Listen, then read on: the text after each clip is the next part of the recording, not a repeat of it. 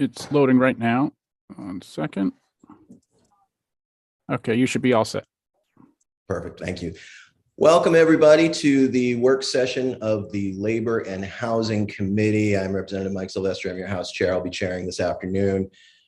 We are here today for work sessions on a number of bills that have already had public hearings. The time for public comment was at those public hearings. We will have a number of people in the room while we are having this work session, similar to the way we would hold a work session in the live room. We ask that everybody who is not a committee member or somebody whom we have called forward specifically to make comment, that you will keep your screen, your video down and your screen muted. We are, this time is for the committee to deliberate over the bills that we have heard testimony on. And we look forward to a lively day of legislating. We are going to start our work sessions today with an informational session from the Commissioner of the Department of Labor, Laura Fortman. So Commissioner Fortman, if you would turn on your camera and sound, I will turn it over to you when you're ready. So Representative Sylvester, Senator Hickman, members of the Joint Standing Committee on Labor and Housing. My name is Laura Fortman. I am the Commissioner of the Department of Labor, and I appreciate you giving me a few minutes of your time today. I will try to make it as quick as possible. I wanted to give you an update on something that happened at the department yesterday, and I wanted to bring it to your attention. Yesterday, we began issuing our 1099-Gs. Those are the tax documents that are issued to unemployment insurance recipients. And while we were uploading the 1099-G forms, our review determined that some of those documents were uploading incorrectly. The upload was immediately stopped, and the documents that were already uploaded were deleted. There was a 90-minute period during which 117 people who logged into the system were able to see information for another person. 146 individuals had their information viewed by another unemployment recipient. I just want to remind you that the information that is available on 1099s are someone's name, address, the last four of the Social Security number, and benefit amounts. There is nothing on the 1099 that includes a full Social Security number, date of birth, or banking information. We take this incredibly seriously. We are in the process of contacting the 146 people whose information was viewed. They're being contacted by email this afternoon. We are arranging for credit monitoring services for these individuals, and we're mailing that credit information to those 146 individuals. We are also corresponding separately with the 117 people who viewed the information to remind them that that information should not be saved, shared, or used in any way. We're in the process of conducting a full root cause analysis and enhancing recommendations for enhancing future processes. Our preliminary findings indicate that the change occurred because of a change in the document itself. In the past, which we've been able to handle successfully for a number of years now, the document was 2 pages long. This year, it was 3 pages. We tested this in a test environment, and in the test environment, it showed no error in the uploading. However, in production is where the setting was not properly configured and it could not accommodate the new additional page. And as I said, we do a spot checking as we're doing this process, and we did detect it. Unfortunately, it was being loaded live, and so that is why that is why it was visible to the public. So that's the kind of quick update of where we're at. As I said, we take this very seriously, and I'm happy to answer any questions, and Deputy Commissioner Kim Smith is with me as well. Thank you, Commissioner. I see that Representative Warren has a question. Thank you very much, Chair Sylvester, and thank you very much for your testimony. Chairwoman, I want to ask you, you mentioned just briefly at the end this live uploading. Can I ask, could you speak more about that? Is that necessary or essential? Maybe I'm getting too into the weeds before we, I guess, see a full analysis, but is that necessary? Is that done for a specific reason? Is there another way to do it? Or am I reading too much into that statement? And just thinking about what are the different ways that this could be prevented for the future? Yes, thank you, Representative Warren. I appreciate that. We could take the whole system down as we're doing these upgrades, and that will be the recommendation in the future, to not be bringing it live in production at the same time that the public is able to see it. Can I ask a follow-up question? Absolutely. Thank you. Can I ask why this was not already the case? It would seem, maybe I'm oversimplifying. It would seem intuitively perhaps that this could have been normal practice. Is this something that has been discussed as a potential norm in the past, or maybe it's just occurred to us now to take it all offline as we upload things? Could you speak to that at all? I think that's definitely something that we'll dig into more, Representative Warren. I think that the goal, particularly over the last 2 years, has been to not take the system down, or to take it down as infrequently as possible. But it is definitely something that we will be looking at in the future. And one final follow-up, if I could. Representative Warren, I'll come back to you. I'm gonna Okay. move through and I'll ask for further questions later. Representative Cuddy. Thank you, Mr. Chair. Thank you, Commissioner Fortin, for being here and for bringing this to our attention. You said that 146 people had their information viewed. Is there any way with the system to know whether any of that information was downloaded? I think that's something that we can look at. We do know who viewed which information. Okay. Thank you. Chair Hickman. Thank you, Mr. Chair. Thank you, Commissioner Fortman, for being here on this issue. Thank you for your transparency. I guess my question is, having received 1099s in the past and having given them out as well, I'm wondering what is the difference between that document and why only the last 4 digits of the Social Security number we're seeing in this upload, when 1099s do include the entire Social Security number? Yeah, Deputy Commissioner. Sure, I'd be happy to take that one. I'm Kim Smith, I'm the Deputy Commissioner. And we electronically upload to the IRS the full Social Security number, but the printed document and the electronic version of that printed document only contains the last 4 digits.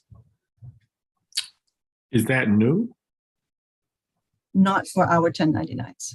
Okay, thank you. Senator Garrett. Thank you. I'm lowering my hand right now. So, Commissioner Fortman, you said you have knowledge of who viewed it. Were those individuals, businesses? They were other claimants, Representative Guerin. So the documents, so my documents perhaps were loaded to your account. So you weren't looking to try to access my documents. You were trying to access your documents. And when you did that, mine were there instead of yours. And that happened over, what is the time frame?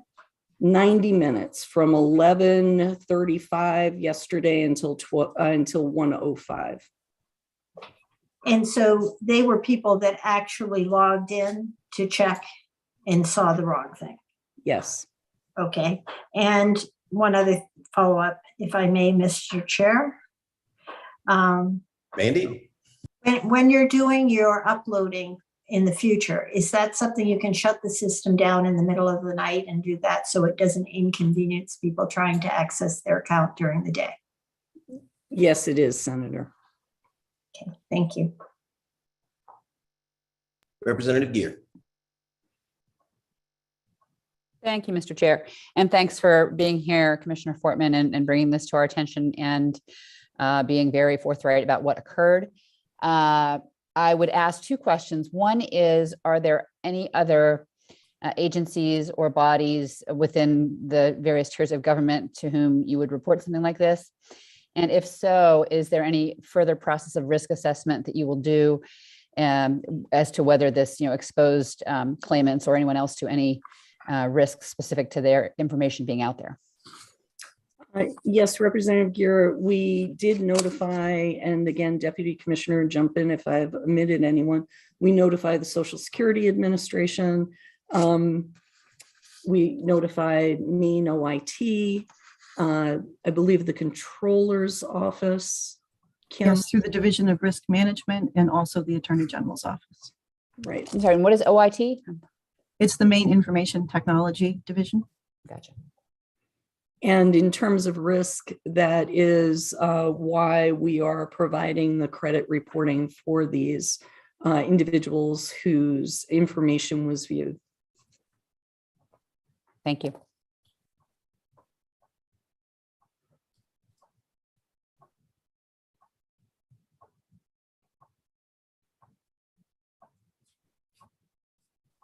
Mr. Chair, you're muted.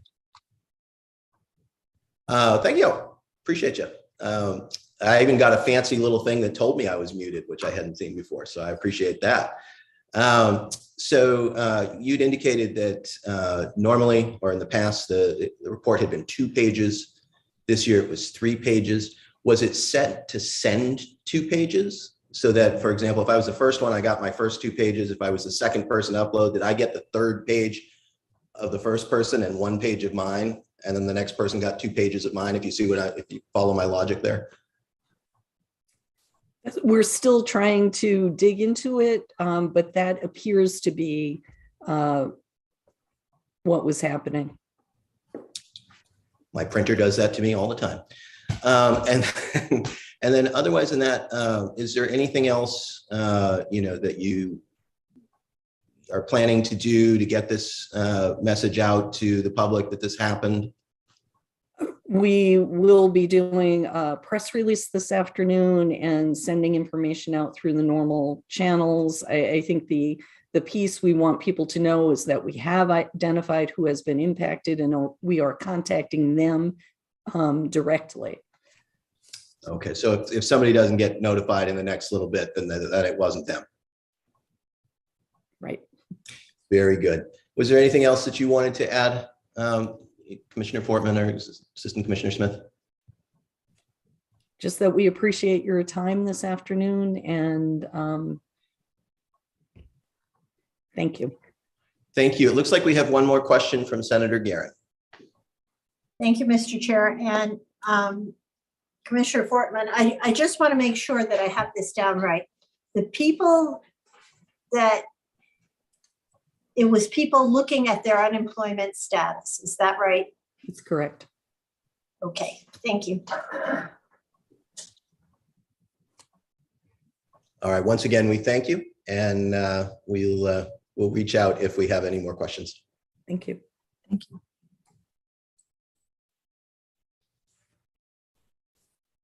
All right, we like to start off with a bang. So mission achieved.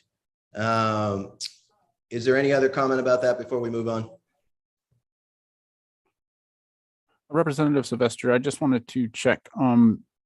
Representative Prescott, are you here? Could you give me a hello? Yes, I am. Excellent, thank you. I just was asked to send you another invitation, so I want to make sure you got it. Yeah, I found the old one. Thank you. Excellent. Okay, so let's start our regular work session work here. And I'm just going to go around real quick, and we'll do a very quick round of introductions. Just your name and your district, please. And we'll start with you, Representative Warren. Hello, I'm Representative Sophie Warren, and I represent Scarborough, Maine. Thank you. Representative Drinkwater. Hello, I'm Representative Gary Drinkwater, District 121. Representative Gear. Hi, I'm Representative Tracy Gear, District 9. Representative Cuddy. Representative Scott Cuddy. I live in House District in Winterport in House District 98. Representative Pebworth. Hi, I'm Sarah Pebworth. I represent House District 133. Representative Bradstreet. Dick Bradstreet, House District 80. Representative Prescott. William Prescott, House District 17. Thank you. Representative Morris. Representative Joshua Morris, House District 75. Representative Rader. Representative Amy Rader, House District 125. Excellent. And now our esteemed senators. Senator Garin. Senator Garin, Senate District 10. Thank you. Senator Miramont. Hello, Senate District 12 for Dave Miramont. Hello. Chair Hickman.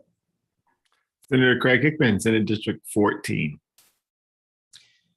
Thank you, everybody. And I am Representative Mike Sylvester. I'm the House Chair of this committee. I'll be chairing today, and I am from District 39. I'm just going to make one last reminder to everybody out in the gallery to keep their video off and their mute on, and that the chat is to be used only for technical questions, not to comment on the discussion ongoing in the room. We are pleased to have our analyst, Steve Langland, and our clerk, Justin Purvis. If there are no further questions, I am going to open up the work session on LD 225, an act regarding the treatment of vacation time upon the cessation of employment. It is sponsored by our own Representative Amy Rader. And Steve, if you would give us the analysis on that one, it's been a little while. Yeah, sure. So this bill amends the law governing the provisions of vacation pay on cessation of employment. So under current law on cessation of employment, if the terms of employment or established practice includes provisions for paid vacations, vacation pay has the same status as wages earned. This bill provides that on cessation of employment, all accrued vacation pay must be paid to the employee. If you recall, the department testified that if the intent is to include in the payout only paid leave that's been designated by the employer as vacation, then it's okay as drafted. But if the intent is to go further than that, because leave takes many forms, paid time off, earned leave, personal time, etc., then that would not be covered in the bill as drafted. So if the committee is interested in going that route, then alternative language and a clear definition would be necessary. I did last year include in my chart, in my analysis, a chart of what other states are doing. The sponsor, Representative Rader, had submitted an amendment, which this committee, I believe, had the chance to look at last year. So the amendment specifies that vacation time is paid out unless a collective bargaining agreement says otherwise. And I would note that this is different from a written policy that an employer might provide. So the sponsor's amendment would impact only vacation pay. And as I said earlier, if the intent is to go further than that, then different language and a definition would need to be developed. The amendment also last year, because we worked this bill last session, added an effective date of January 1st of this year. So if the committee is still interested in going further with this amendment, then they might want to think about changing the effective date till January 1st of 2023 or some other time. I believe that is all that I have on LD 225. Thank you, Steve. Did the sponsor have anything that she wanted to add? Representative Rader. Thank you so much. Just that there have been a number of conversations held between various stakeholders about this particular bill, and there was no consensus reached. So I am very comfortable going forward with the stipulation that it is just vacation pay, and I'm also very comfortable in pushing the effective date out to January 1st, 2023. Thank you, Representative Rader. Senator Miramont. Thank you, Mr. Chair. I thought I already put this bill in, and since it was my bill, I figured it passed, but I guess we must have missed something. But any of these provisions are parts of compensation. Any compensation needs to be paid to people who earned it, however and whenever they earned it. So I move on to pass as amended by the sponsor. There is a motion on the floor. Is there a second? Seconded by Representative Warren. Discussion. But if hands can come down, and we'll do discussion again. Representative Gear. Thank you, Mr. Chair. I was just hoping for a very quick refresher on why the sponsor, based on the discussions that have been had, is okay with limiting this to just vacation time. Representative Rader. Thank you. Thank you, Representative Gear. Because we had just entered the era of paid time off, the state mandated paid time off, it felt a little premature to add that in. That might be something that I'd like to add in the future. But this particular iteration, we were just going with the vacation pay. Thank you, Senator or Representative Warren. Thank you. If you could speak at all to, I guess maybe the different stakeholders and kind of maybe where you feel the distinction is, where the difference of perspectives lay. Did you find that there were some interest groups that had tended towards one point of view and others who tended towards another? I guess I'm thinking, like you mentioned, in the future, where might we be at, what discussions need to continue, who I guess needs to be convinced of what exactly. You mentioned COVID, so maybe it's just a circumstantial thing, but if you could speak to maybe what you're hoping for in the future, who's on board, maybe who's not, insofar as you feel comfortable speaking to that. Thank you. Thank you so much. I know that the chamber was heavily involved in discussions about this bill, the state chamber, and had come very close to, they were working with the AFL-CIO, and they had come very close to agreement, but I don't believe they were able to have a meeting to finalize that. Therefore, any future discussion about payout of earned time or paid time off or paid sick leave at cessation of employment would involve, I would assume, at least the AFL-CIO and the chamber, if not more stakeholders like the Small Business Authority, et cetera, and so on. Yeah, hope that answers your question.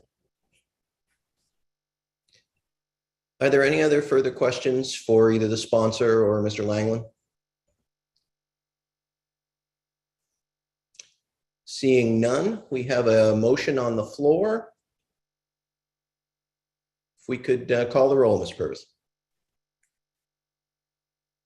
And everybody put their cameras on. Thank you.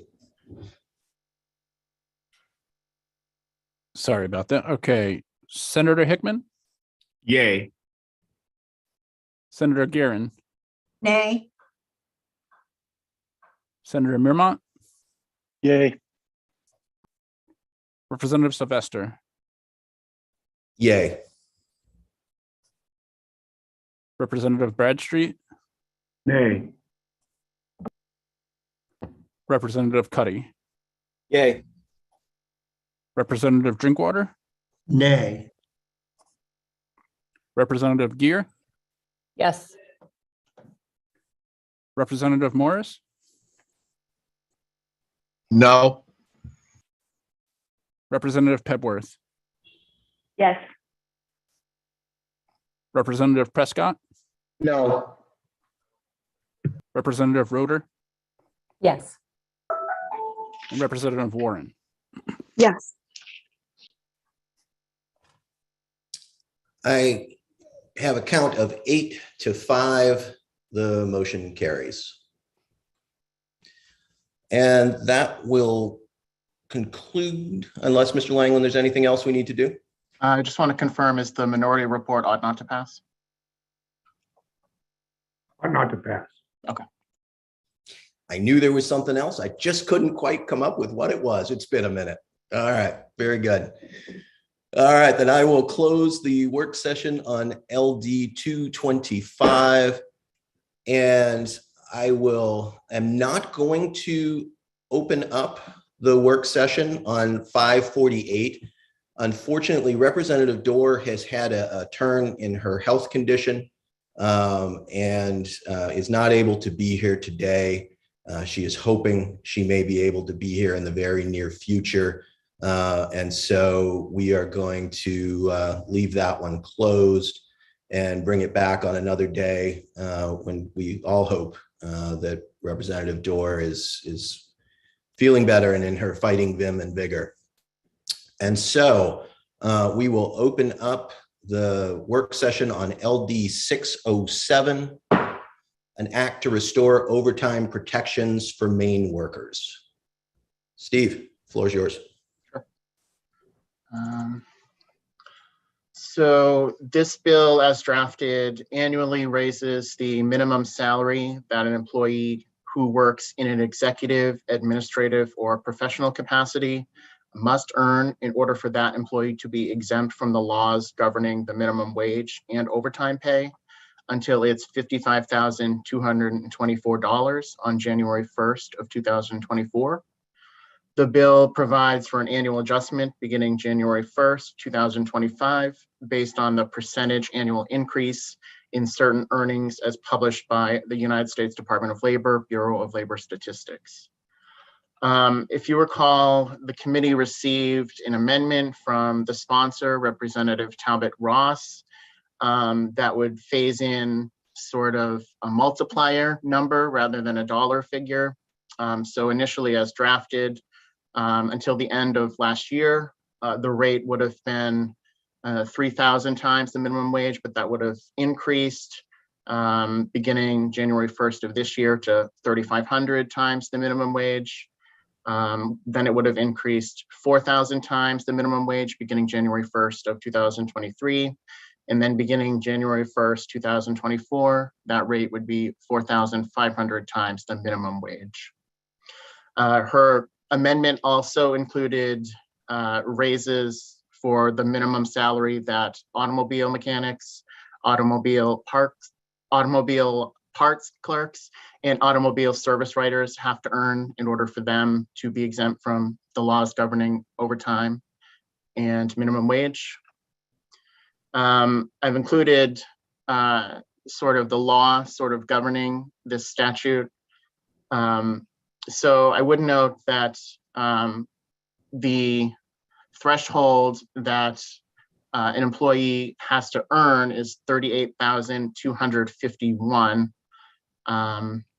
which I believe was just adjusted this year due to the increase in minimum wage, because as you know, the minimum wage is indexed to inflation and is subject to adjustment every January.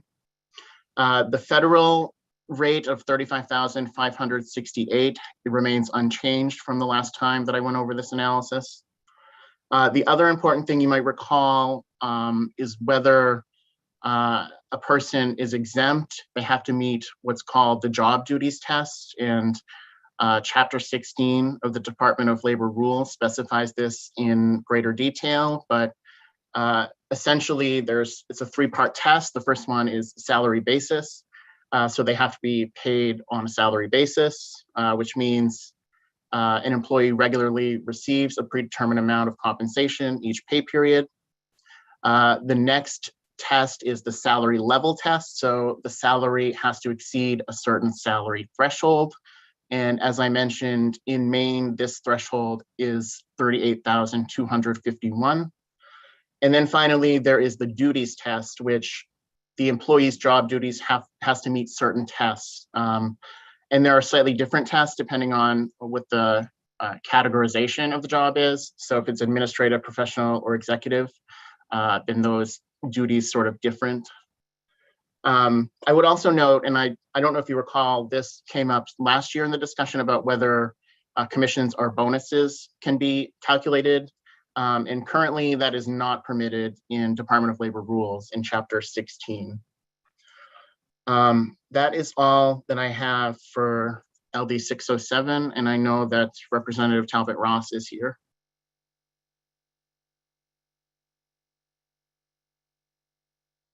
Excellent. Is there anyone who wants to hear from the sponsor?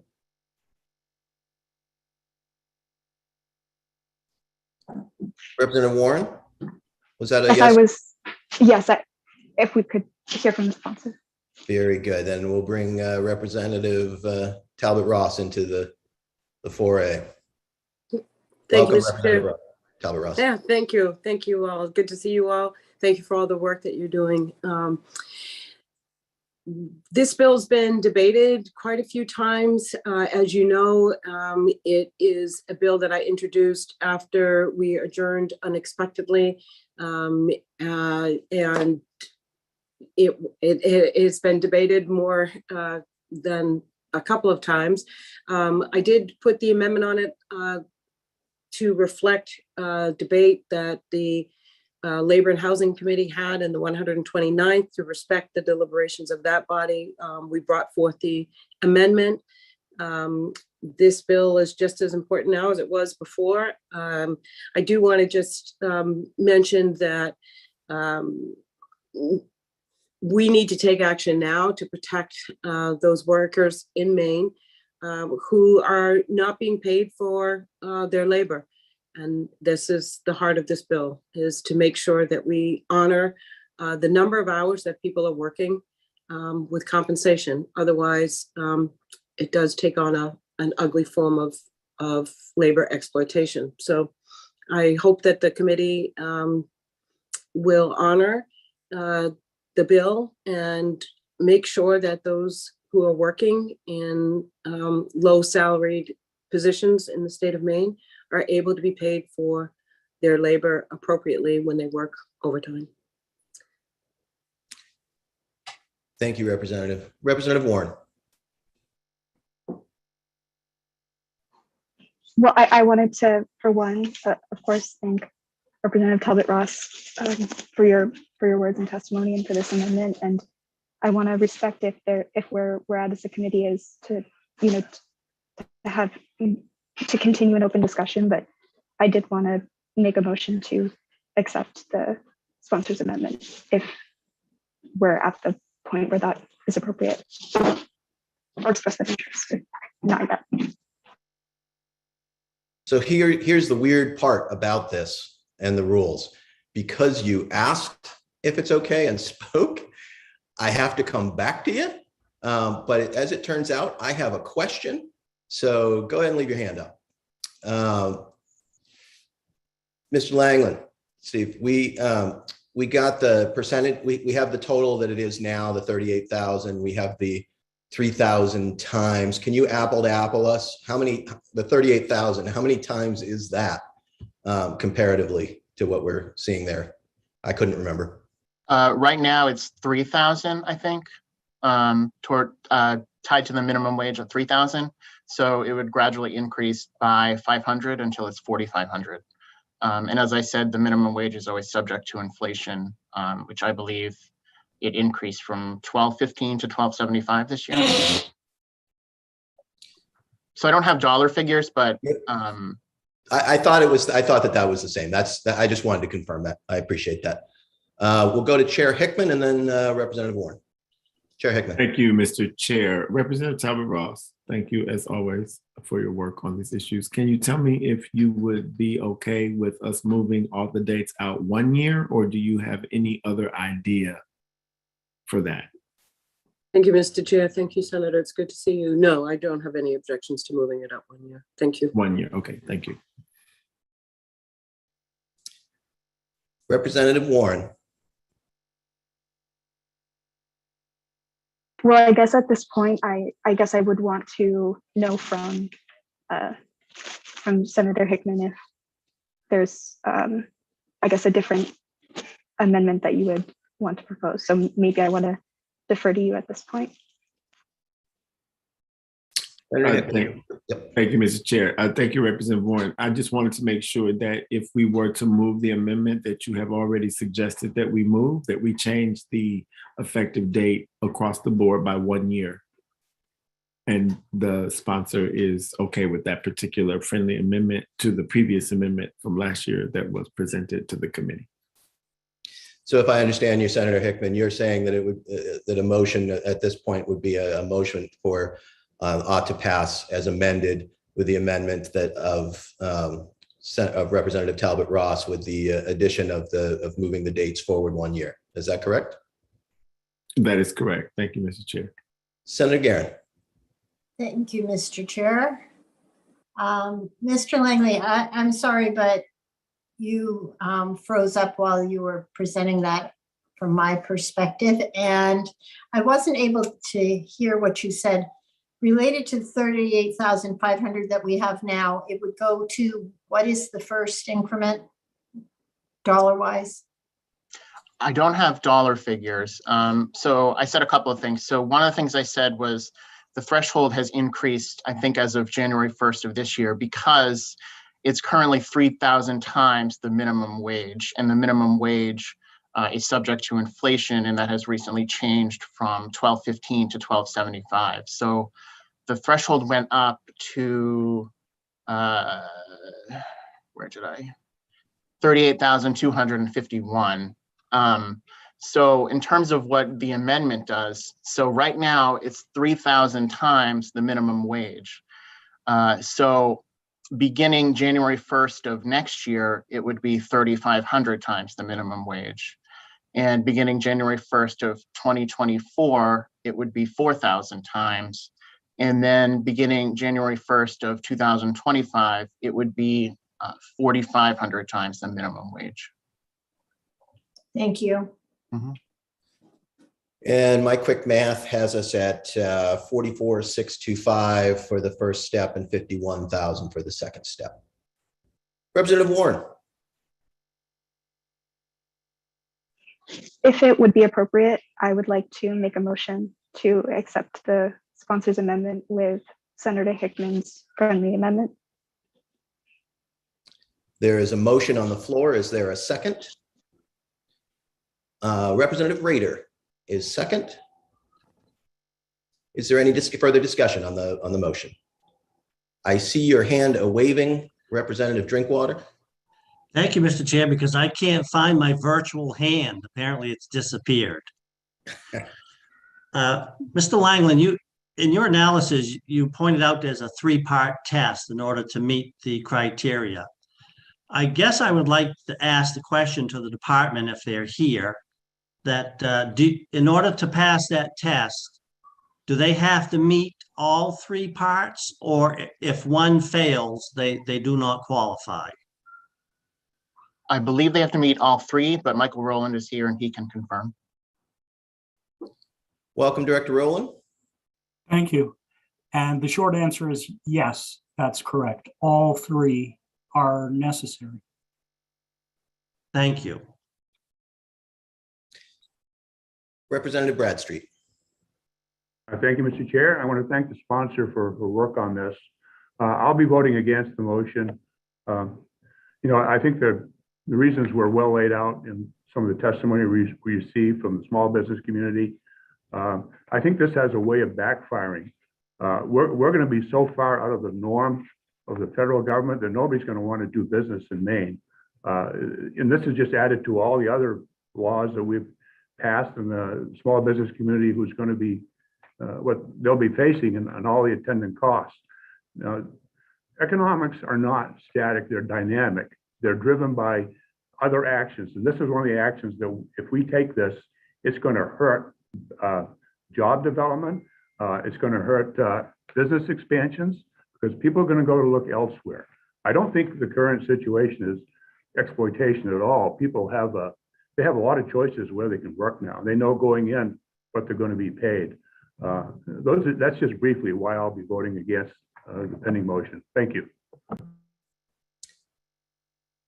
Chair Hickman. Thank you, Mr. Chair. I remember this public hearing very well. And I want to say that I've been a low wage salary employee and didn't even know, not in this state, I will definitely provide transparency, but didn't even know I qualified for overtime. And I remember in this discussion last year that salaried employees of certain employers, the employers don't require that they keep track of the time that they work.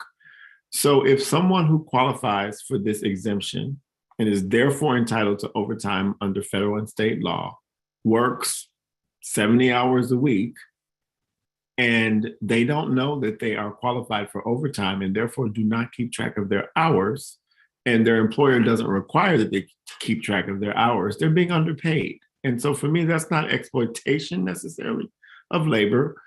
In the extreme, we could say that, but what it really is wage theft. And that is an exploitation of labor in the true sense. And so for me, if we are going to ensure that workers in the pandemic or not are valued for their work by their employers, then we need to ensure that we are not engaging even inadvertently in any form of wage theft. I do know that I've read an op-ed in the newspaper not too long ago about making sure, and this was an op-ed, I believe, written by the Commissioner of the Department of Labor, along with, I can't remember who, but Chamber of Commerce, wrote an article, an essay, an op-ed, Mr. Dana Connors, about making sure we classify employees appropriately. Because when we don't classify employees appropriately by their status, we are harming the employer, the employee, and therefore the economy. This to me is similar. While that op-ed was not about this issue, it's similar to me because a low-wage salaried employee who is not exempt from overtime should be classified as such and should be compensated for their work. We saw a record number of people actually quit their jobs last year, toward the end of the year. Workers across the country in every industry have told us that if they are not valued in their work, they will not work. And so that's one of the reasons why there are so many jobs available. It's because employees now feel as if leverage is on their side. That's what workers feel. And they're showing that in how they operate in the workplace. Many people have left working for other people to become entrepreneurs. This is an entrepreneurial state. We know that Mainers are as resilient and as creative about how they earn their income as any other people in the United States of America. And so I just want to say that I support this amendment as drafted. If employers are not going to require that their salaried workers who are in the exemption keep track of their hours, we can't make them do that here. But they ought to, because we cannot underpay our workers in any industry. And so I will strongly support this amendment and this motion. And I hope that my colleagues join me in that, because if we know nothing else about this pandemic, we know, yes, we have to look out for the bottom line of the business owner and the employer, but we must center our attention on the worker and the employee, him or herself. So I will be in support of this motion, and I ask you to join me. Thank you, Mr. Chair. Thank you, Mr. Chair. Representative Gear. Thank you, Mr. Chair. I wanted to just speak for a moment as someone who has been both a wage employee and also as someone who has been a business owner. And I would encourage my colleagues on the committee to be very cognizant of a perspective on this bill that I think is very important. As a small business owner, any of us who've been in those shoes knows this, that you have always a few employees who are stellar and who you want to reward and who you want to advance in your organization, knowing that they're going to be the ones that are going to step into the important shoes to manage that business for you as it grows and you go forward. A key way to do this is to value what they provide to your organization. And an important piece of that is to acknowledge the labor that they give you through the salary that you provide, but also, and especially as we know in Maine, with the seasonality of many of our businesses, when those employees are staying late at night, when they are doing jobs that are not exactly in their purview, but they know that they have to help out with to get the job done, when they are sacrificing time with their families and from their personal lives, during those times, this is a bill represents an absolutely important opportunity to say that those employees should have that time tracked and that time should be compensated at the time when they give you that labor.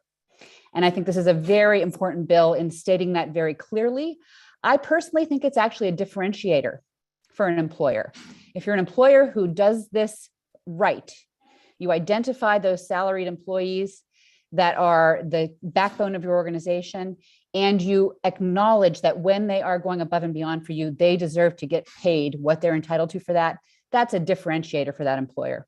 And that's also a differentiator for the state of Maine, and shows that we do value those workers who are laying themselves on the line every day in our businesses. So I encourage my colleagues on the committee to support me in voting for this amendment and for this bill. Thank you. Representative Warren. Thank you. I wanted to speak briefly in support of this amendment and to say that we have had this massive labor shortage, and it's not specific to this pandemic. I've heard about it my whole life. So the idea that we need to make less restrictive the possibility of starting new small businesses is all fair and good, but I think if we don't couple that with strong labor protections and better forms of social support and have showing through, I think maybe, whereas I appreciate small business owners when they show different forms of generosity, I think the idea of codifying things like this is so important because I think it communicates to other states and potential workers that we are a employee-friendly state. And I think that could be very powerful. I think it's a shift towards a different approach of addressing this labor shortage, which is just so vast and affects so many people in so many ways. So I'd like to think that this addresses some of what I think it was something that Representative Drinkwater expressed as a concern earlier, though maybe we have different approaches to addressing it. I agree that it's a dynamic and a problem. So this is the way that I think that we can encourage people to come here and stay here and not move away. So anyway, I just want to say I very much support it, in part for that reason. Representative Bradstreet, did you want to speak again, or was your hand still up? No, my hand, I do wish to speak again, if I may. If you could speak briefly, please, that'd be great. Okay, yes. Well, I just want to point out that this law does nothing regarding classification of workers or addressing wage violations. This is something different we're talking about here. And some of the arguments I've heard just goes to reinforce what I already believe, and that's that the market handles it. The market has handled the demand for higher wages and higher pay. What we're doing is mandating a one-size-fits-all in the entire state. Portland may be able to take it. Madawaska might not be able to. I think we need to think about that. And we need to put ourselves in the positions of people who are going to be making the decisions about where they're going to do business. This will put us at a competitive disadvantage. It'll be contrary to our governor's economic growth package. I think we really need to be careful how we vote on this. Thank you very much. Chair Hickman, did you want to speak briefly again? Yes, thank you, Mr. Chair. I just want to make it clear for the record and for my good colleague, Representative Bradstreet, I'm not confused about what this bill does. I know this is not a classification bill. However, a statutorily salaried exempt employee is exactly that. And so for me, what this bill does is it recognizes what I said earlier. I was a salaried employee and did not know that I qualified for overtime. That's the law, federal and state. And so to me, what this bill does, it makes it very clear that employers and employees alike should know if they are in that category and should keep track of their hours so they can report their hours to their employers and ask for the overtime compensation that they are statutorily required to have. I made it in akin to classification, but I made it very clear that this is not that. It's in the spirit of it. If we are not paying low salaried exempt employees their overtime, we're cheating the employer, we're cheating the employee, and we are cheating the economy. Most people on this committee on either side of the aisle do not want people to have to depend on public benefits in order to survive and thrive. So if you are a exempt, non-exempt salaried employee because you make below a threshold, and I want to make it clear, Maine's threshold is higher than the federal government's. So whatever the federal government may do or not do at any point in the future is of no relevance to me as a Mainer, because here in Maine, we have a higher threshold for the non-exempt salaried employee than does the federal government. And that means by state policy, we just care a little more about our workers. And I'm okay with that. I'm very happy about it, in fact. And so I want to make it clear that this isn't about penalizing a business owner. It's about making sure that low salaried exempt employees know their rights, their employers know their obligations, and that they are fairly compensated under the law for their work. That's good for the economy. It's good for people coming to Maine. It's good for employers finding people to work. That's my bottom line, and I hope it's all of ours. Thank you, Mr. Chair. Thank you, Mr. Chair. Representative Warren, did you want to speak briefly again? Yes, thank you. I'll be very brief. I appreciate that we want to think from the perspective of a small business owner and people looking to start business in Maine. I think we have not done enough, and certainly not recently, and in my opinion, not in decades, to think primarily from the position of a majority of Maine, an overwhelming majority of Mainers, I believe over 90%, and many more that we need to come and be here and live and work here. And then young people like myself to stay here and not leave. I think we've got to think from the position of an employee. I think that's got to be the primary at this point. We have this massive labor shortage affecting all sectors. I think this is an approach to deal with that. And I think it's got to be the position that we look at much of the legislation before us in this time. So I appreciate what Representative Bradstreet was saying, but with all due respect, I couldn't disagree more on how we should be looking at legislation like this and what is most primary at a moment like this. Thank you very much. Thank you. Senator Guerin. Thank you, Mr. Chair.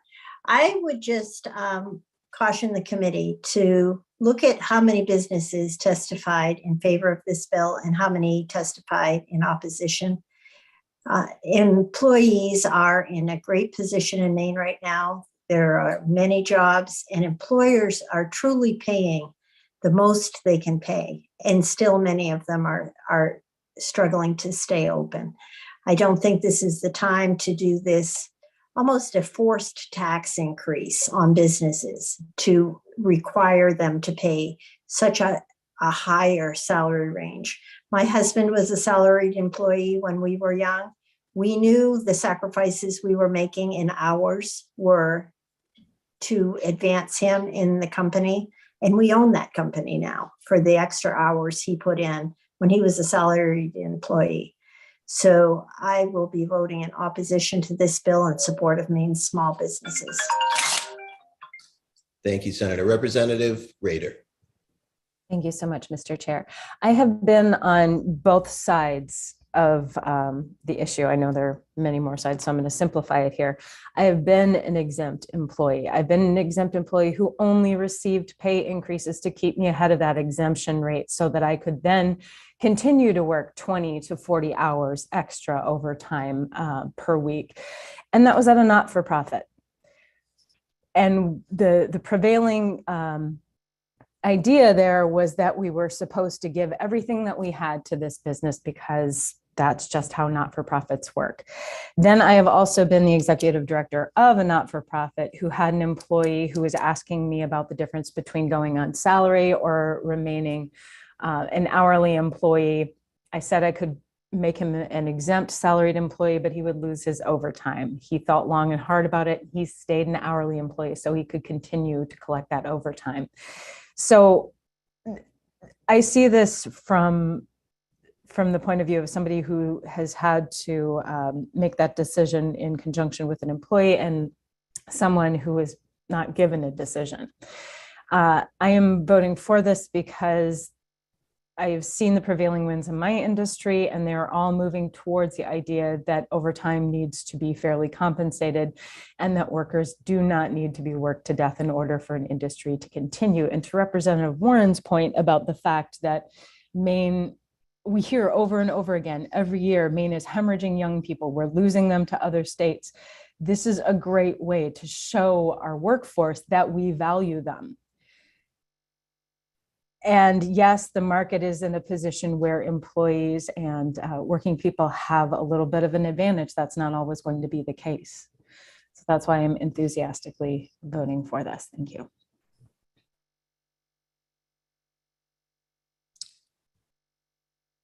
Okay, I don't see anyone else ready to speak. I'm going to speak for about 30 seconds, not to engage you in debate or to, start a hullabaloo. But just to make my thoughts known, and then we'll move to a vote. I'm an employer. I start my employees at $25 an hour. They go up from there. I have employees who could certainly be salaried, but I keep them on the hourly rate because I think that it's fair that they get paid for the work that they do. Does that come directly out of my pocket? Yes, it does. Am I happy that it does so? Yes, I am, because they are the ones who make me the profit as the business owner. I have also been the person working 80 hours a week on a salary. And, and again, that was my choice to do that. Although, as I later learned, I was probably exempt in many of those jobs and not being paid overtime because it wasn't made known to me that I could be. I would remind folks that you have to meet all three thresholds in order to qualify, and I think that there may be a re-examination of how people are paid, but I think that's okay because since I entered the workforce illegally in 1980, picking up trash at somebody's, but then legally in probably 84, that was about the time that the whole if you don't like it here, go work somewhere else. Started to pick up popularity. And I agree that workers have taken that advice to heart and have decided not to work places. And I agree that I think that Maine will benefit from that. And that was more than 45 seconds. So I appreciate your forbearance. And I have already made a call for last speeches, but if you would like to say a very quick thing, Representative Drinkwater. Thank you, Mr. Chair. Once again, I can't find my virtual right hand. I want to talk about unintended consequences. I've been an employer. We had a family automobile business for 60 years, of which I was a part of it for 45 years. Back in the 70s and 80s, we used to pay 100% of health insurance. Wife, husband, children, 100%. Then the government decided to get involved. Now that company I no longer own it, but before I left, we couldn't afford to pay anybody's insurance because guess what happened? Unintended consequences. This bill is going to have unintended consequences. And another thing I'd just like to quickly address is we had to have a lot of bulletins on our bulletin board, some for the state, minimum wage, some for the federal government, whistleblower. If you really want to inform the salary employees of their rights and what the threshold is, how about the Department of Labor send out a bulletin to be posted on the bulletin board so employees, and in our case, when they went to the bathroom, they could look at the bulletin board and read it. So that's my 2 cents worth. Thank you, Mr. Chair. You are welcome, Representative. I see that Chair Hickman has raised his hand for a third time. I'm hoping it's a very quick comment so we can move along with our work. Thank you, Mr. Chair. This is not a tax increase. Thank you, Mr. Chair. Mr. Purvis, I think we are ready to call the roll. The motion on the floor is ought to pass as amended, correct? That is correct. Okay, so Senator Hickman, Yay. Senator Guerin, Nay. Senator Mearmont, Yay. Representative Sylvester, Yay. Representative Bradstreet, Nay. Representative Cuddy, Yay. Representative Drinkwater, Nay. Representative Gear, Yes. Representative Morris, No. Representative Pebworth, Yes. Representative Prescott, No. Representative Roeder, Yes. Representative Warren. Yes. Thank you. I have the count 8-5. The motion carries. And Thank I will, and Mr. Langland has a very important question. Is the minority report ought not to pass? That would be correct. That's correct. Thank you, Representative Talbot Ross. I'll close the work session on LD 607 and open up the work session on LD 775, an act to include within the definitions of public employee and a judicial employee those who have been employed for less than 6 months. Mr. Langland, the floor is yours.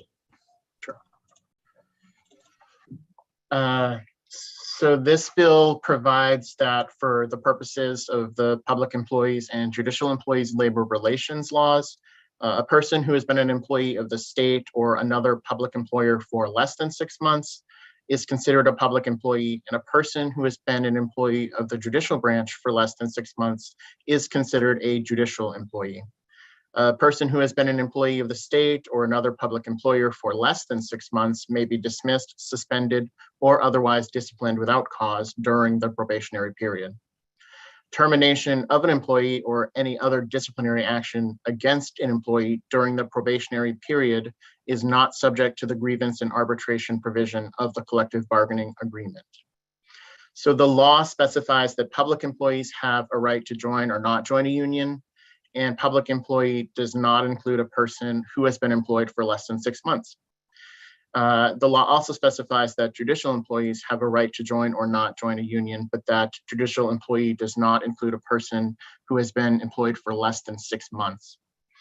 If you remember, I went through and I did a little bit of history and looked and tried to see where the language came from. So in 1969, There was a law that was actually enacted to say on a probationary or provisional status, or who is a temporary, seasonal, on-call, or part-time employee. So that was the original employee that has been basically on staff for less than 6 months. So that's where that sort of the impetus was from.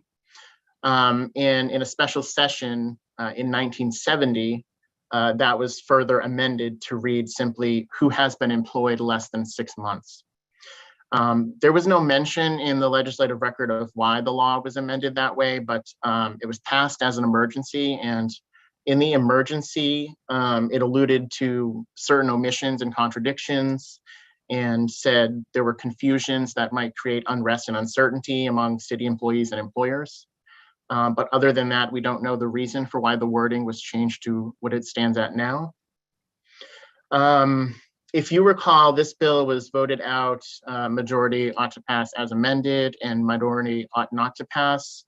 And in further review internally, there was language that is ambiguous in section 9 of the bill. So it originally reads that if the public employer requires a judicial employee to complete a probationary period, that judicial employee may be dismissed, suspended, or otherwise disciplined without cause. And that could be interpreted as that employee can be dismissed, suspended, or otherwise disciplined without cause if that employee is required to complete a probationary period at all.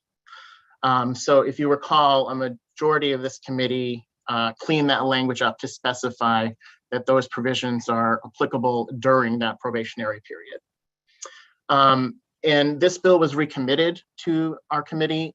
So when a bill is recommitted, it essentially comes back naked. So it doesn't have any amendments or anything. So it's as drafted. You'll recall that the fiscal note with the amendment specified that costs can be absorbed within existing resources and that there'd be a minor cost increase to the general fund and potentially additional costs to the Maine Labor Relations Board associated with potential increases in filing, seeking to clarify composition of existing bargaining units.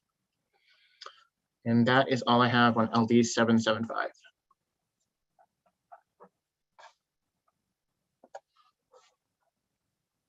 Thank you. Are there any questions for Mr. Langland?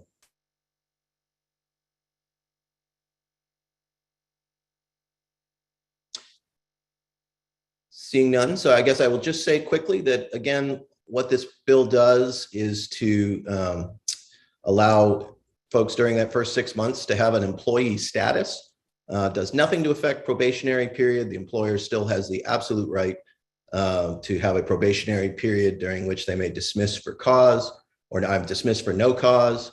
And the worker, the union doesn't have the right to file a grievance on that. So I suppose I am ready for a motion if there's no further discussion.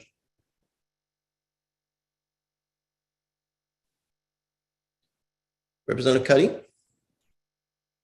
All right, I'm having a little trouble getting into the waving your hand. Mute button. Yeah, I just like to generally wave my hands as well. I want to make a motion, but I want to be sure that I understood what Mr. Langland was saying around ensuring that we are not making it possible to, it sounded like we're possibly creating a two-tiered system. Am I correct? That some people would be able to, some people would not be able to, Mr. Langland? The way it was originally drafted was a little bit ambiguous. So it could have been interpreted to say that as long as the judicial employee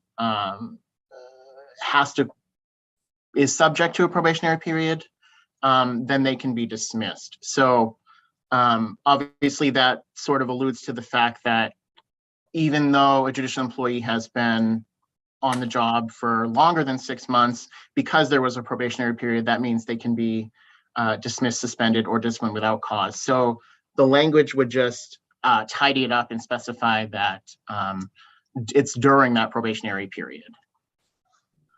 So it would make a situation so a judicial employee who's been on the job longer than 6 months would not be subject to that just because they had to do a probationary period, which is sort of how it can be interpreted to read now. Okay, so I would like to make a motion of ought to pass with that as the amendment. Do we need to change start dates or anything like that, Steve? Nope, not in this one. Okay, great. And I'll just say quickly before I call on Representative Warren that one of the reasons it was recalled was so the Judicial Department Division could look at it more closely, and they did so, and we met with them this morning. Steve, you feel comfortable explaining their position on this bill? I mean, I could say it, but they actually, I believe, when we had the public hearing last session, they testified neither for nor against. correct, and they are still in that stance. They do not oppose it.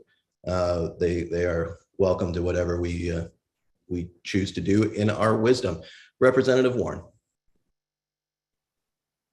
I was intending to, my hand was raised to second. Oh, I'm sorry. Sorry. We went straight to discussion. I don't believe we made a motion, seconded by Representative Warren. Little rusty.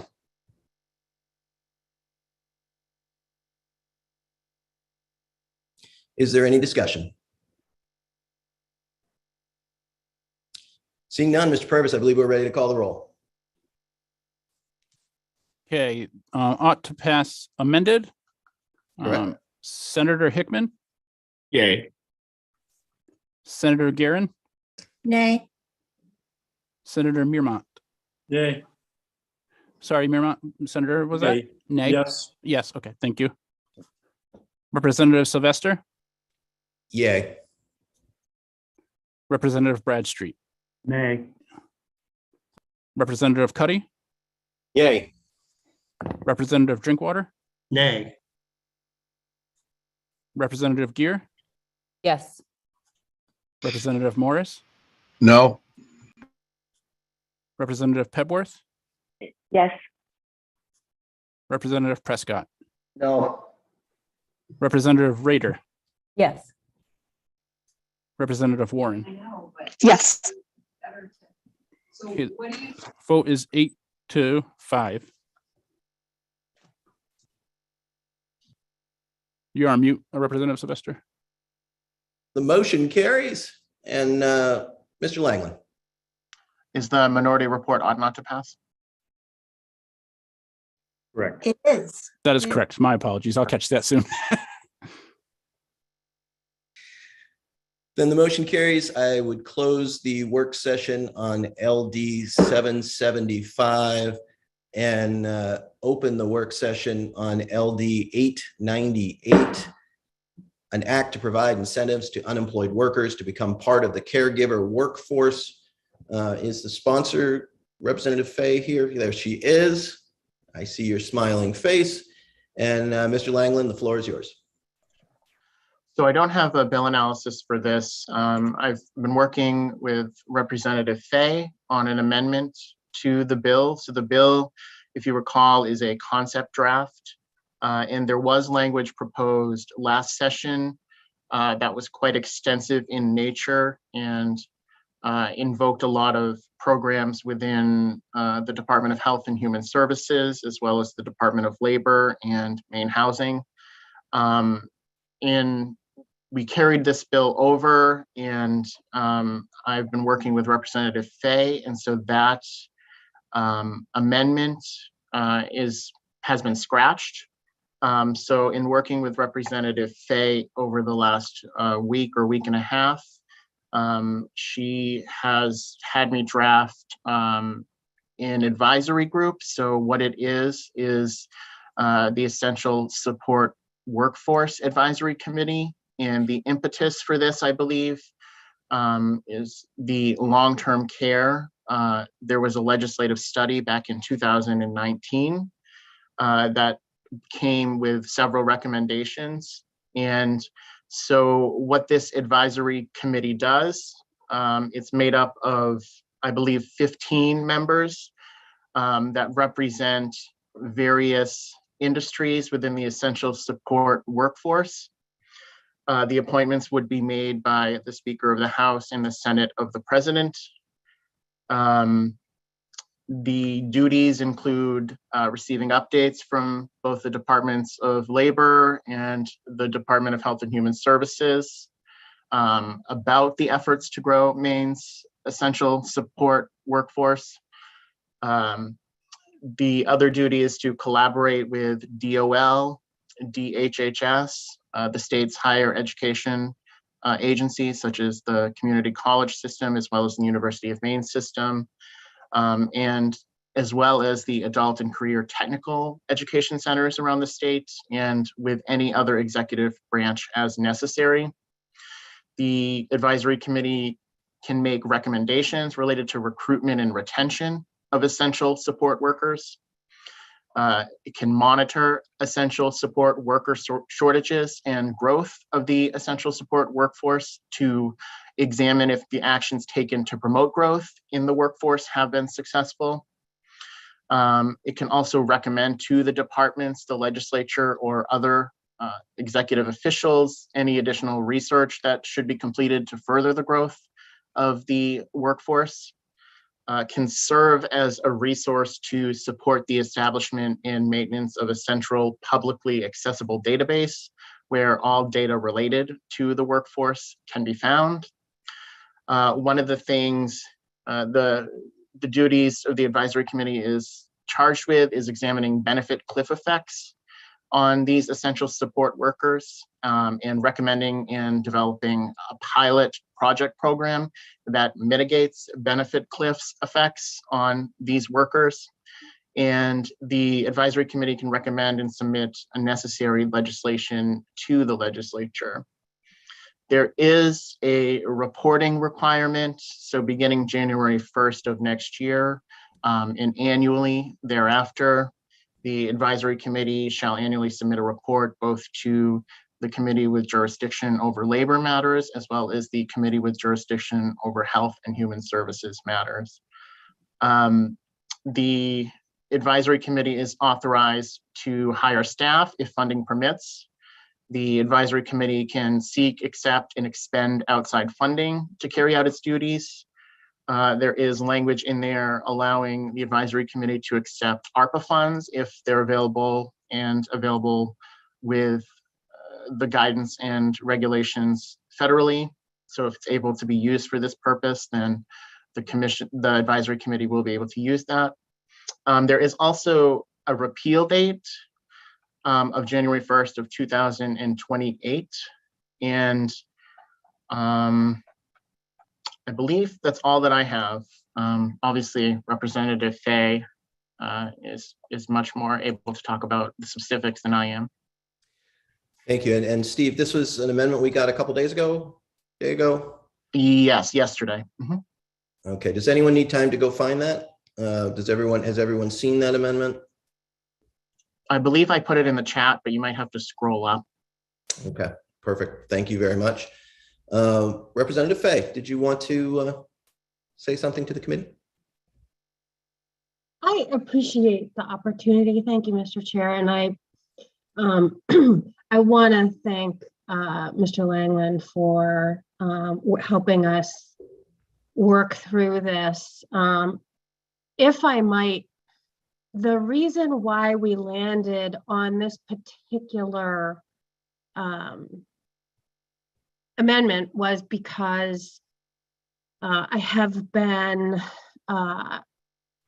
following or attempting to follow the work that the important and challenging and comprehensive work that the Department of Labor and the Department of Health and Human Services, as well as community college systems and some of the vocational educational systems, Department of Licensing, and others have been doing around the direct care workforce. There are a significant number of programs that they are looking at to help address this workforce challenge. And because it's a cross-departmental, sort of cross-policy concern, where I actually landed was, I was asking some questions and I got answers from different departments, and I know they're working together, but I'm not sure that there's a real great way to sort of comprehensively look at all of the different things that are happening across all the different departments and all the different policy areas that are going to move us forward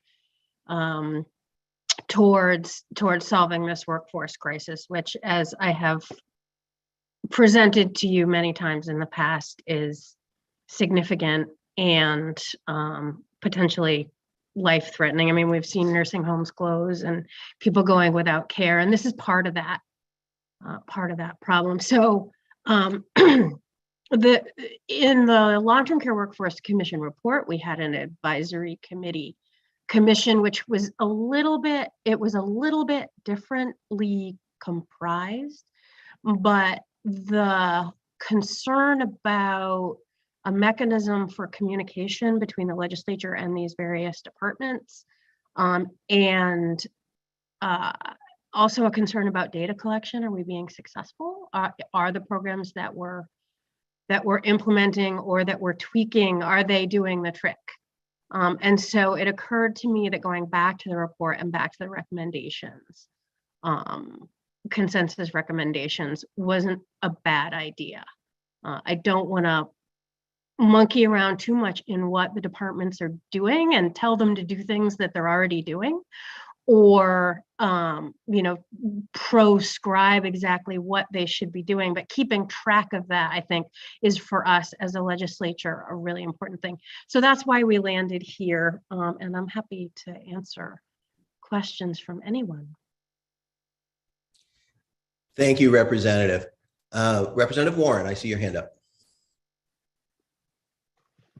Thank you very much. I have a couple concerns about this amendment.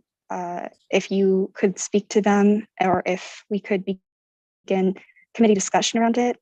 For one, maybe this is very subjective, but I do believe this is quite substantially different than the bill that was before us last session, the proposed amendment.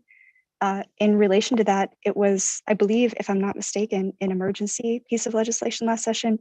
The things that you're describing, I think, are very open and very subjective as far as that emergency order. And I think I think public comment is really important. So you're talking a lot about these different stakeholders, but I think there's a big stakeholder that has to do with maybe people that have not been part of those more private discussions that I guess you've been part of or leading. And so I guess maybe this is more of a question for the committee as well, but I think that we need a public hearing on this bill now as it's amended. It's very different, a different title. I guess I just have some of those concerns, and I'd appreciate if you could speak to that a little bit, Representative Fay, in part because, we didn't even have that bill, and we weren't even able to have that bill analysis, even just as a committee. So I just have a few of those concerns, even if we were to have another work session. But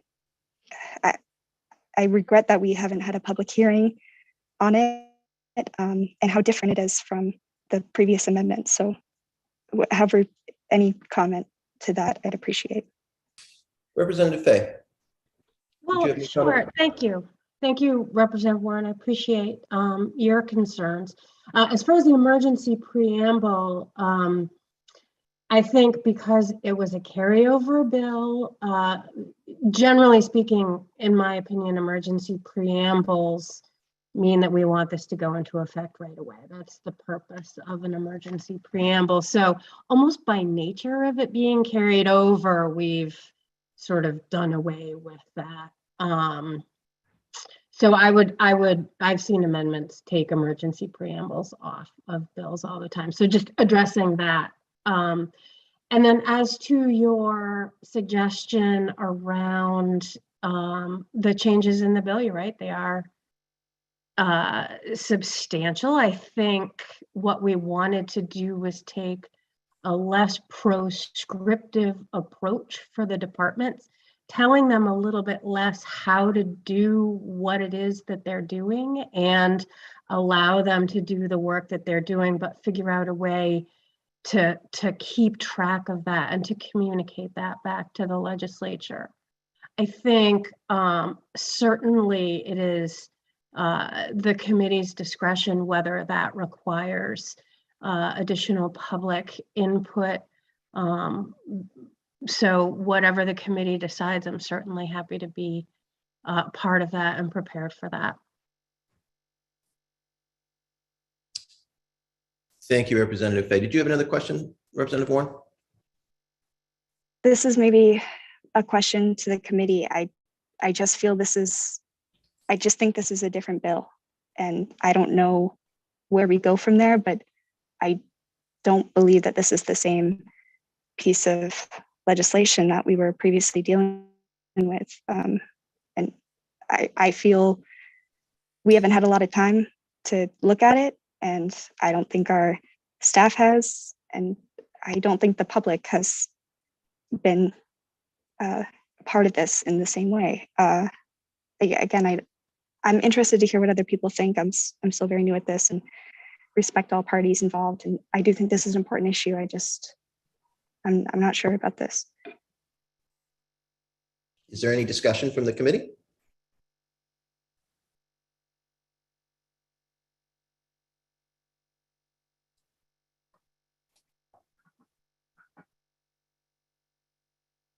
And I apologize, I just swallowed a piece of gum.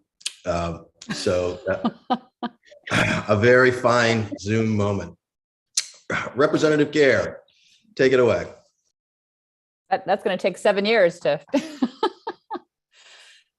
Thank you, Mr. Chair. I just wanted to speak a few moments to Representative Warren's concerns. I would agree that this is a different kind of bill. I think that per Representative Fay's comments, the situation has evolved, and therefore she has evolved this legislation. Especially, I think the thing that resonated for me was that she has been talking with the folks who are directly responsible for working on this issue from different angles, and it is a cross-department, cross-discipline issue. And so based on her feedback on that process, I would come down in support of this bill as a way to monitor and to examine what the departments are actually doing and whether it's being effective. Because if they're already doing it, as Representative Fay said, it doesn't make sense to have a bill that's passed to ask them to do something that they're already doing. That's kind of redundant. So I think that getting data, as we often talk about in our committee, is a really important piece of that. And to see, what are the actions actually being taken? How are they reaching the target audience of people who are potentially members of this important workforce in our state? And also, and then being able to monitor the ongoing effects in terms of whether we're able to strengthen that workforce, strengthen the supports and education that are available to that workforce, and strengthen the pay for that workforce. Those are all issues that we talked about a lot last session. And I do feel this bill helps us to move in that direction to continue to pay attention to this important issue.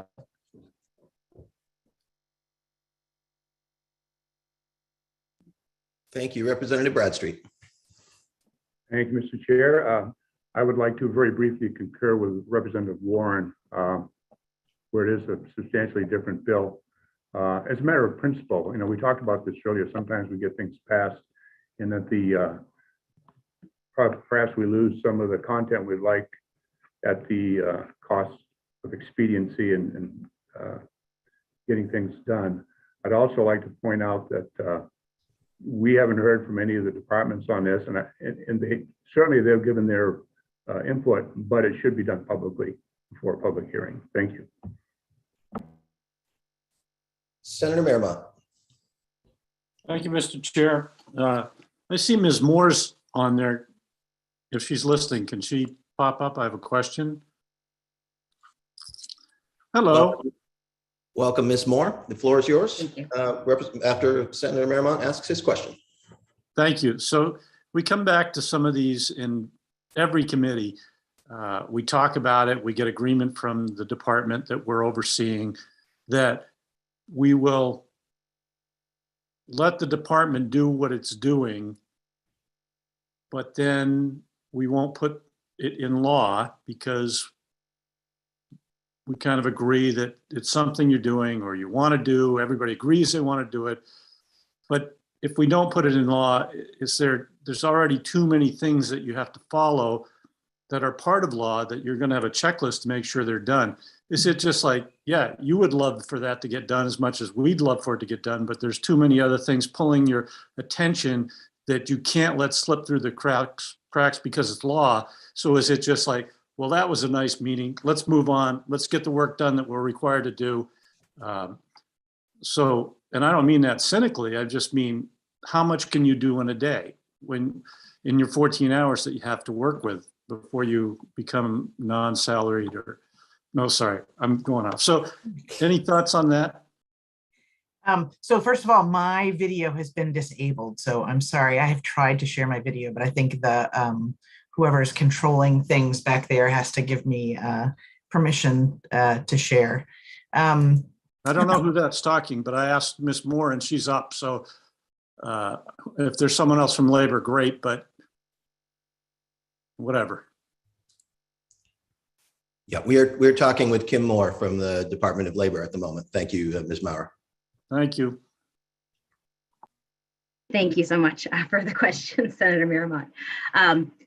Hard question to answer. I think that I can take a step back first before I take a step forward. So just to let everyone know, we did receive this document this morning. We have just seen this amendment. Immediate need, immediate read, some of our concerns would be around staffing. So Senator Miramont, kind of what you're talking about, do we have the staffing to fulfill this? And then some questions around data sharing. So from our perspective right now, we would come out as neither for nor against as we work through that language a little bit further. So I think until we understand the full needs of this bill, it would be hard for me to comment on how we could deliver. So, Mr. Chair, may I? Who is speaking? That's Miramont. Oh, there you are, Dave. All right, you moved on me. All right, go ahead. All right, I'll sit still. No. But to the other point, if we don't make it law, is it going to be, you're already short-staffed or whatever. If we don't make it law, then we're not going to hire people to service a non-law portion of what we'd like to get done. Is it going to get left behind? Not because you don't want to deal with it, but because it just, there's not the power to work with it. Is that what happens? Or do you really, can you say that? Do you know? I can't say that for the future. I can tell you that right now, direct care workforce is a huge focus of ours at the Maine Department of Labor and Department of Health and Human Services. I can speak for more folks, but I know I can speak for those two entities. So I can tell you right now, there's not a chance that's going to fall off the radar. Moving forward, I couldn't tell you. Again, without proper staffing considerations. Thank you. Well, we have Ms. Moore up. I have a quick question for her. I'm going to take the chair's prerogative. Ms. Moore, so would it be possible to give the committee a brief summary of what all these moving parts are that Representative Fay is talking about, that both yourselves and HHS are working on, given the legislation that was passed last time and the impetus to work on this workforce, so that we would have a better sense about what we're talking about? And if we did such a thing, could you give us, come back to us in a little bit with a timetable on it? We obviously, we're under a time crunch here. We're not looking for PowerPoints or glossy brochures, but a summary of what is in the works for this workforce. And then perhaps to think about, would such a committee be helpful to you and HHS to be able to run ideas by? As I see it, it's an advisory committee, in order to be able to have folks to reach out to for data and suggestions and feedback. So those would be the two things that I would be interested in seeing if we're not going to vote on this today. Representative Warren, is that possible? Sorry, I see you nodding your head. So just for the Yeah, I'm very expressive on Zoom. So yes, that would be possible. And we of course could include how we're already integrating a lot of the partners that were named in the legislation in those conversations. Yes, we could do that. Okay, thank you. And I'll just let you know. So there was a similar thing going on in the hydrologist's office, but there used to be a committee that he could pull together in order to bring the community and science and all those, and we reconstituted that. And that has been very helpful to him because he has a formal mechanism to do that. And so that's why, so that's the question that I'd love you to give some thought to. Representative Warren. Thank you. Maybe this is a committee, I'm not sure. If Representative Fay has been working with stakeholders for this period of time, and that's how it led us here, it's just concerning to me that, you know, the Department of Labor got this amendment this morning and doesn't have is neither for nor against at this point. This is a bill that was titled an act to provide incentives to unemployed workers to become part of the caregiver workforce, if I'm not mistaken. It was an emergency bill, and if we want to change that, but it did mean something at the time, at least, and I just think there needs to be a certain amount of public comment, a certain opportunity for us to ask different stakeholders what the process was to get to this point. This feels like it came out of, I'm not sure what, and I don't feel we've fully are understanding that the context of where we're at, what we're trying to analyze or collect information about, what we have the capacity to know, what data even exists for us to analyze or cross-reference. I just feel this is a different bill, and I think it needs a public hearing. I think we could, I think it's possible for us to request a public hearing, but on this bill at this point, I believe that's possible. I believe the public deserves that. And I think we as a committee deserve to understand better and hear from the Department of Labor and other stakeholders about really how we got here. Who was Representative Fay talking with to get to this amendment? If Representative Fay, if you want to speak more to that, I'd appreciate it. But why was this given to us, 2 days ago? Why was Maine Department of Labor seeing it this morning? Where are we at? It just feels like a different bill, and it's a good, reasonable proposition. I agree, but I think there's a lot that we don't know in the specifics, and that's the job of this committee to parse out, to take good ideas and to thoroughly analyze them, give public comment, and figure out the best way forward. I agree that we will address it, but I think it is meaningfully, substantially different. I'll just say before I turn it over to Representative Fay is that on all of these bills that we saw today, Chair Hickman and I drew a line in the sand and said, these have been waiting since last year. We expect to hear from you today, and we expect you to have something to show us. And so, in order to move this committee's work and not have these bills that have been, languishing since last session, come forward 2 days before asking for more time or some other help. So we definitely drew that line in the sand and said, bring us product. Representative Fay has done that, so we'll take some of that on us. But Representative Fay, if you want to speak briefly to that, and then I will, Chair Hickman also, unless Chair Hickman, you needed to say something before. No, okay. Representative Fay.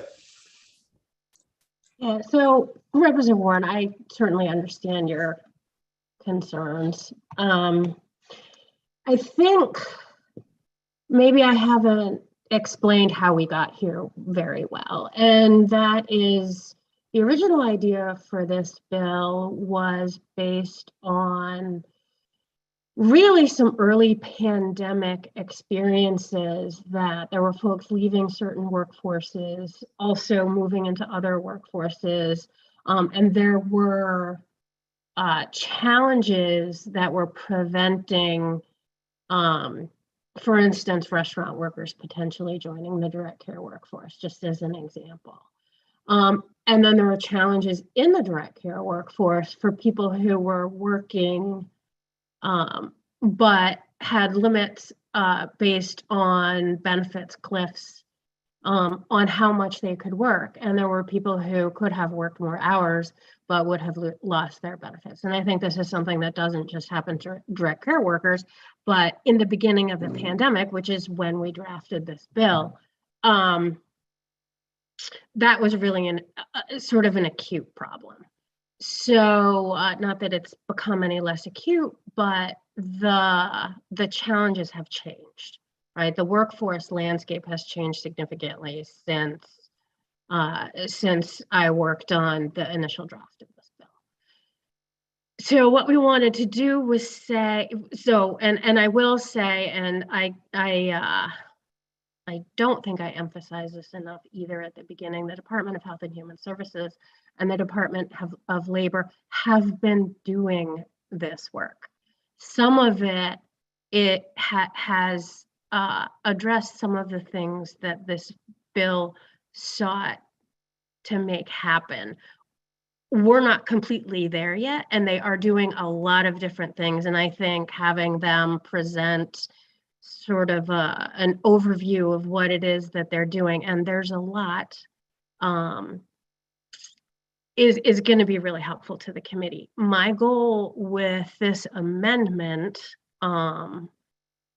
is to really keep track of that, because it's hard to keep track of. And so to make sure that all of the questions that you're asking have a place to go and a repository to be answered, so that the department doesn't have to continually, the departments don't have to continually come back to the various committees of jurisdiction and say,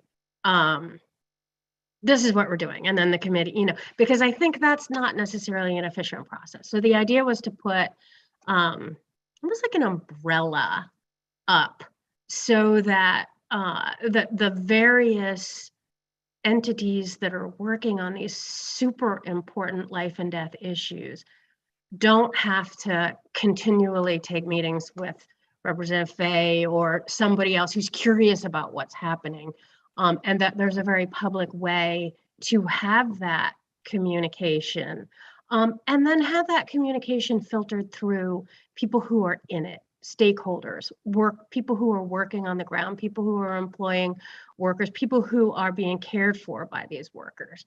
And so that was the general goal of this. It was less about proscribing what the department should be doing as just keeping track of it, and then also saying show your work, right? So we're talking about data collection, we're talking about, are the programs that you're implementing working? And also, what data do we need to give you so that you know who to be targeting, how many workers we actually need, because I don't know that we know the answer to that question right now. So anyway, I'm not sure that answers your question, but the intent is certainly not to surprise anyone or fly under the radar or flout the process. The changes in the amendment were simply because of changes in the landscape and changes in the workforce, and quite frankly, changes in the great work that the departments are doing. As I said before, if the committee feels that it's important to have the public weigh in again, then absolutely, I think input is really important. We've thought pretty long and hard about this. It is a different iteration of a recommendation from the Long-Term Care Workforce Commission, which met before the pandemic, and we are even in a greater crisis than we were before. So I apologize for speaking for so long, but I just feel really strongly that that it's important that everyone understand that this wasn't certainly an attempt to undermine anybody or to to make significant changes to anything that's already happening.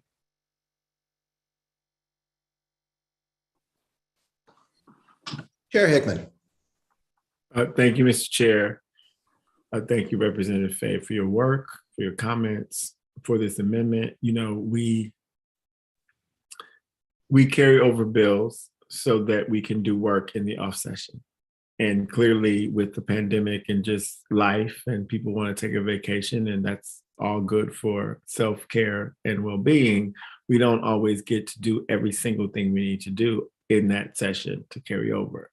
What I will say is that, you know, everybody knows the schedule, including the Department of Labor. And Representative Fay has done a good job getting us working with the analysts to get this done. We have certainly been in contact with her in the intercession about, you know, where we're moving.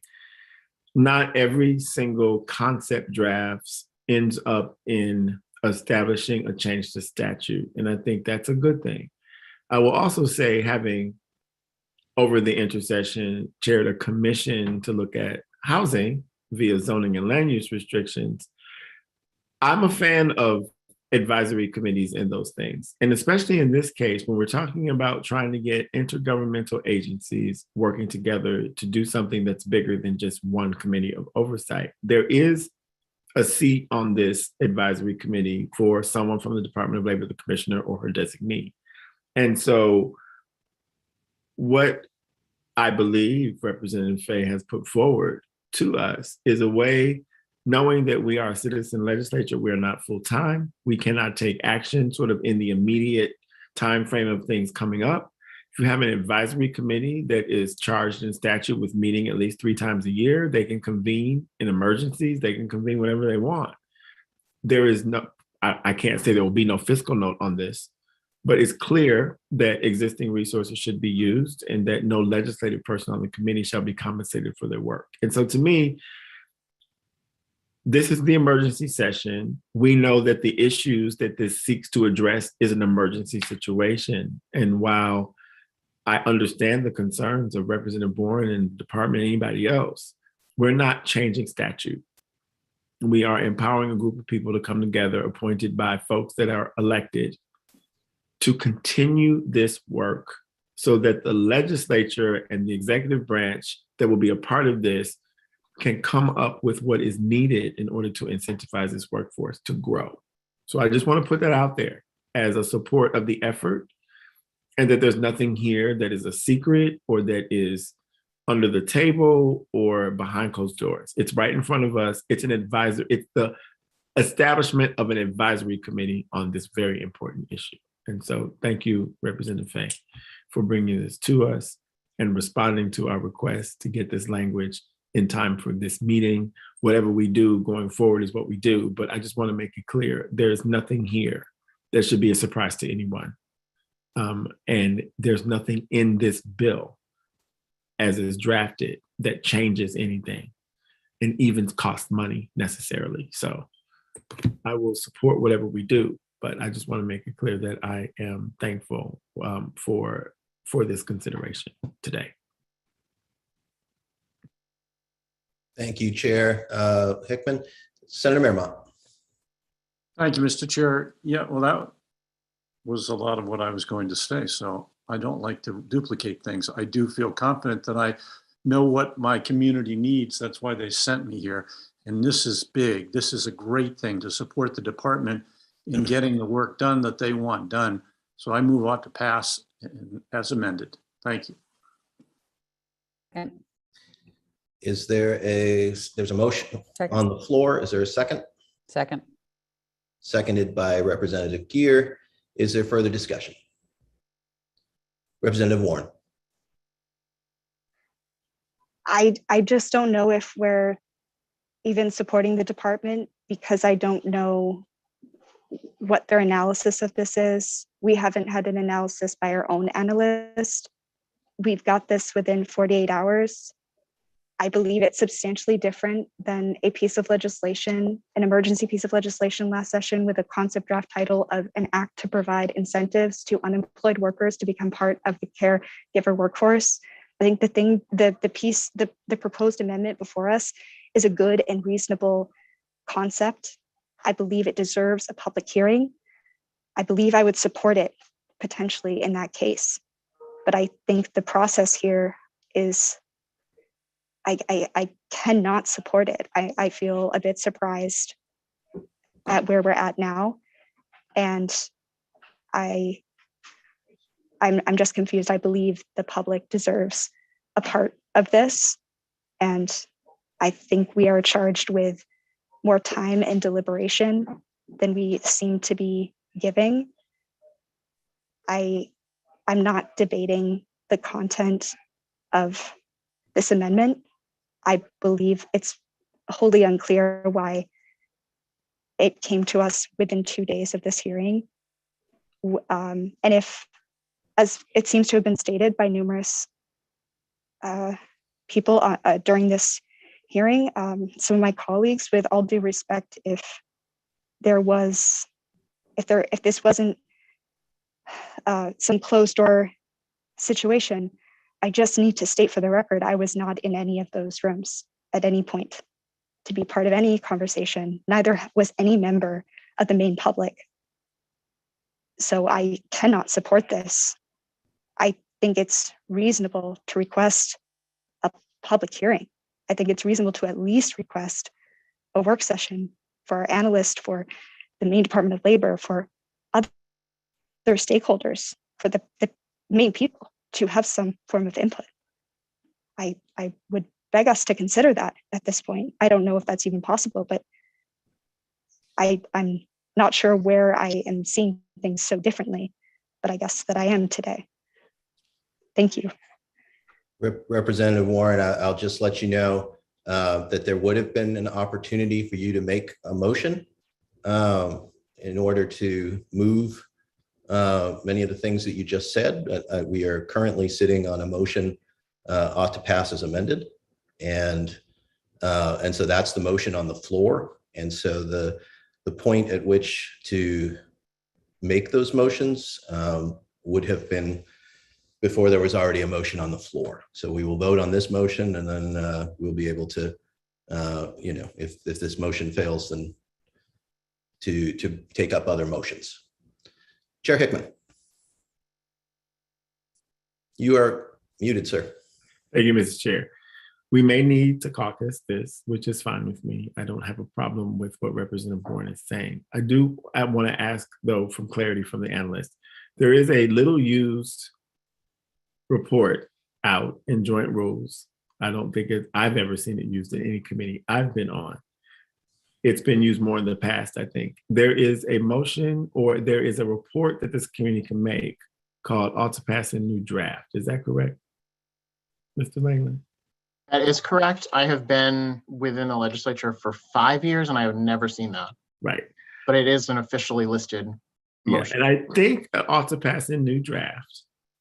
I think, I should look this up before I say it, but I'll go on record if I'm wrong, is that if we were to pass this in new draft, then the work of Representative Fay would be assigned a new LD, and we could then have a public hearing on that new LD, and then we could have this conversation all over again once we had that public hearing on that new LD.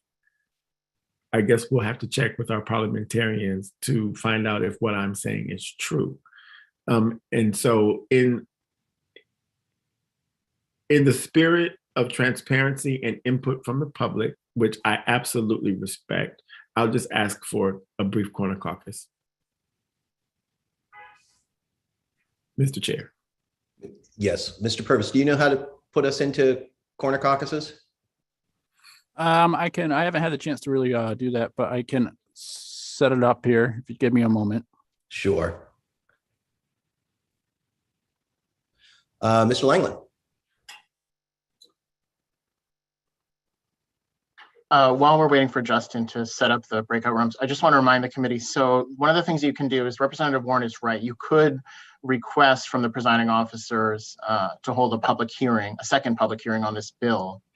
The other thing that you could do is you could just table it, and then you could have another work session on the bill, but sort of get some feedback at the work session. So sort of not really have a public hearing per se, but you could have interested parties come and sort of, address the issue at hand, it's less formal than a public hearing, but so that's one of the options too. I don't know what the committee will do, but I just wanted to remind the committee of its options.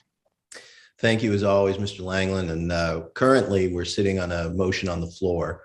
And so the motion would need to be withdrawn in order for us to receive another motion. So that's where we currently sit. Hey, Chair Sylvester, with your breakout rooms, do you want one or two? How many would you like?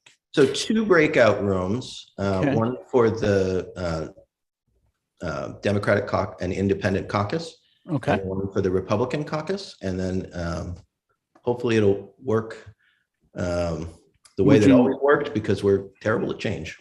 No, that's fine. Yeah. Would you want me to assign these manually? I believe you do have to assign the people to the breakout rooms manually. I think it comes up A and B, or 1 and 2, and it'll give us a little option under our I think more. Is that right? Yeah. Yes, more. Yeah. Thanks for the clarification. I'll go ahead and create these for you. Okay. Hold on. Thank you. And once you create them, we can kind of keep them as a standard thing, because it's something that we use throughout the session. Yes. And would you like those rooms named, or just room 1 and 2? 1 and 2 is fine. Okay.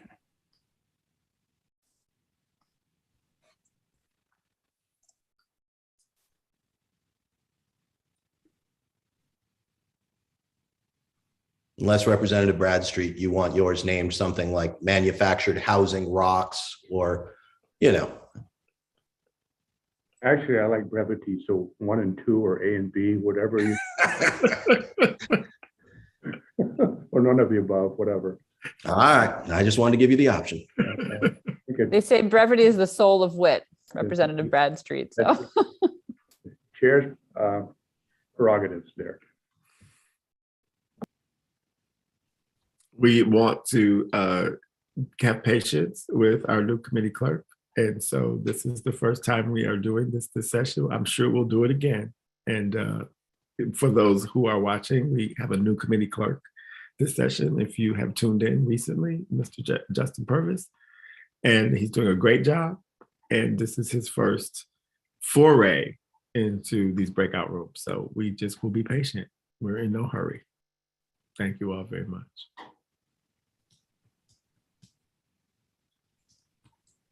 So if I may interrupt while we're waiting. Yes, sir. How about those Georgia Bulldogs, huh? They rolled over the tide. Okay, that might have been pandering to me, and I'll take it. Thank you so much, Representative Drinkwater. Go Dogs.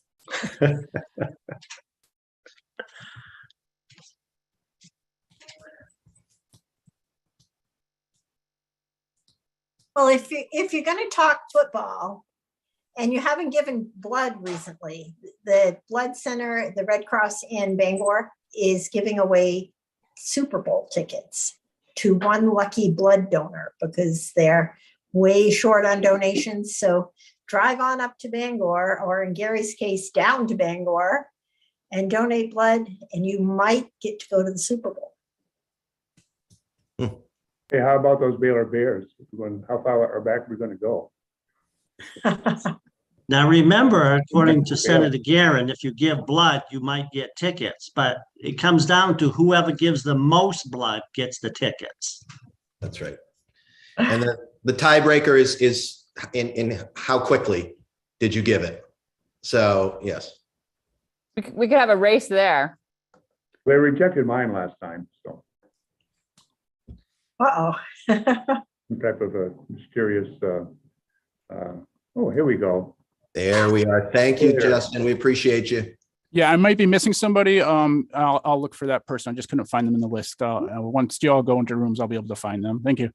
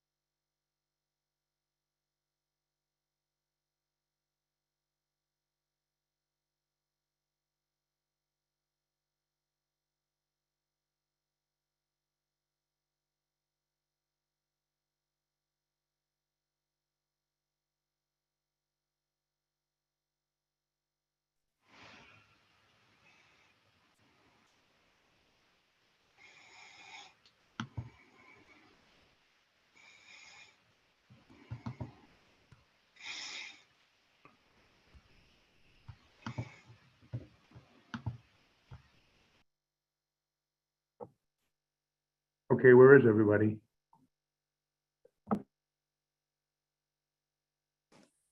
I just texted Craig and told him we're back.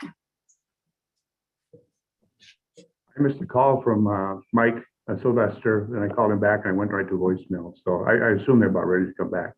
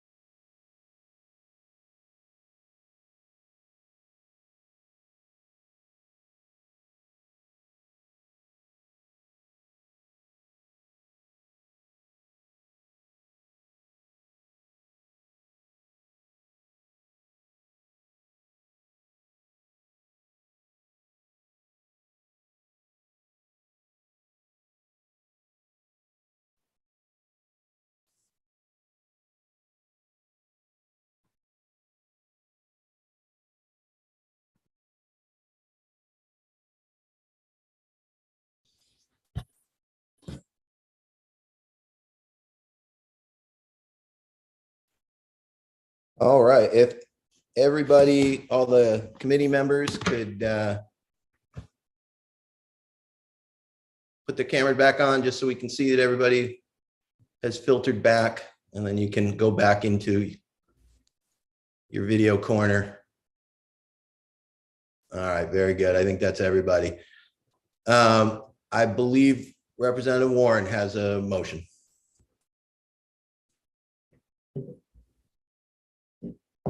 Representative Warren.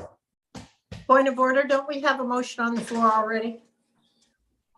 We do. We're in comment, but there are Motion to table. There are motions that take precedence, which I forgot. I had meant to study the rules of order over the last 9 months, but some other interesting reading got in the way. Sorry, Representative Warren, could you repeat your motion? I am making a motion to table. There's a motion to table. Is there a second? I would second that. Second by Representative Pebworth. There's no discussion of a tabling motion. Ms. Purvis, you can take the roll. It's a motion to table LD 898. Senator Hickman. Yay. Senator Guerin. Yay. Senator Mearmont. Nay. Yay or nay, sir? I apologize. No, I'm sorry. No. No. Okay. Thank you. Representative Sylvester. Yay. Representative Bradstreet. Yay. Thank you. Cuddy is absent. All right. Representative Drinkwater. Nay. Representative Gear.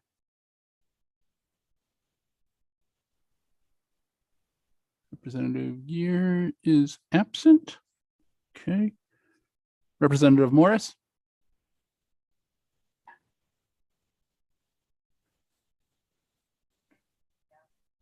Could you say that one more time for me, Representative Morris? You're on mute, sir.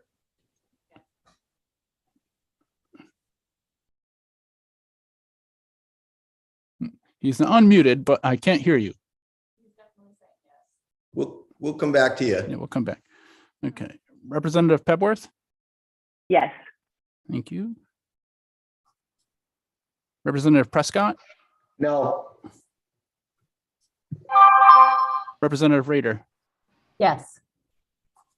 Representative Warren? Yes.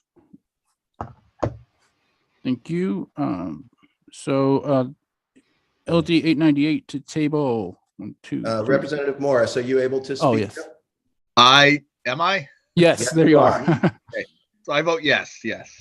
Thank you.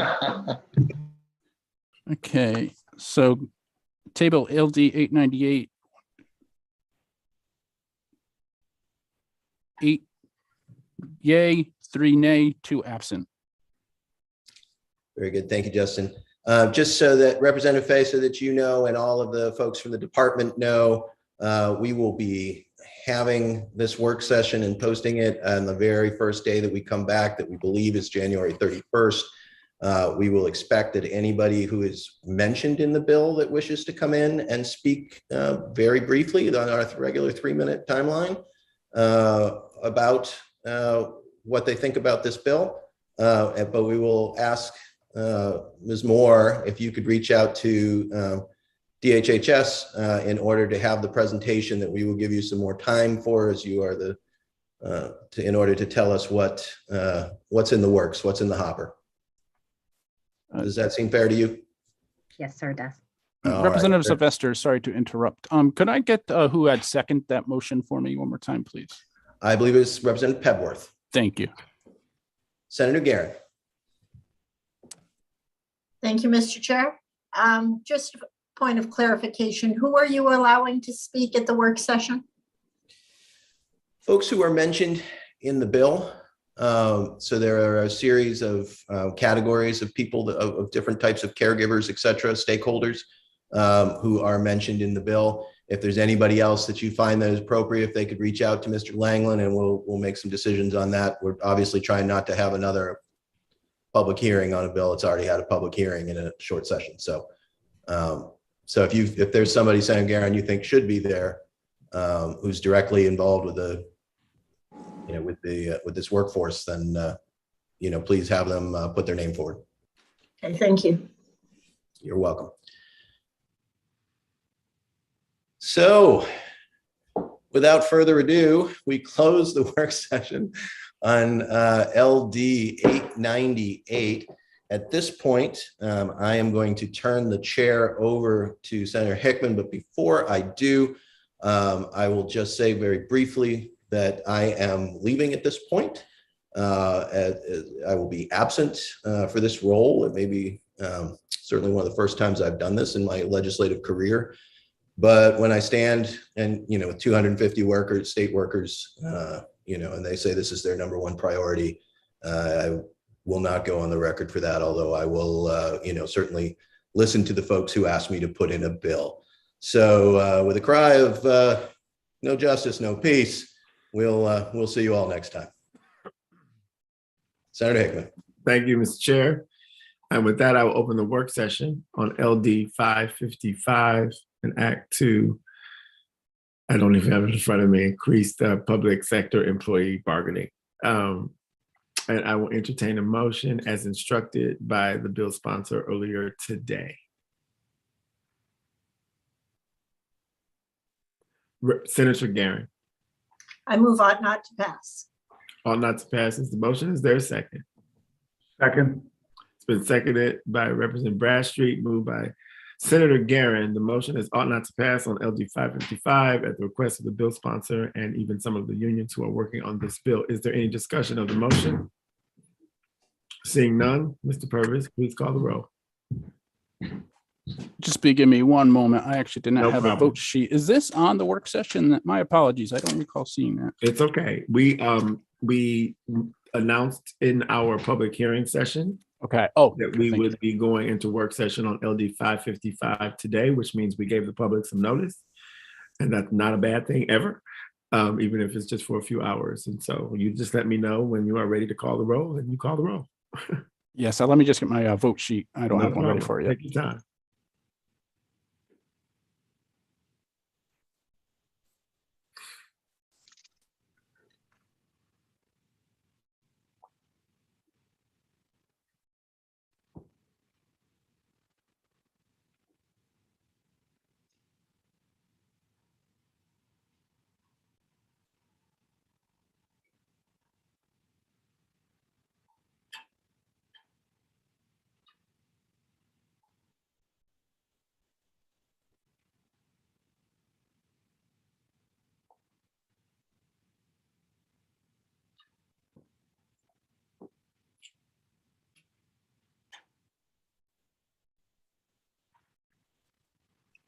All right. It's making its way out of the printer right now. I appreciate your patience. My apologies. No problem.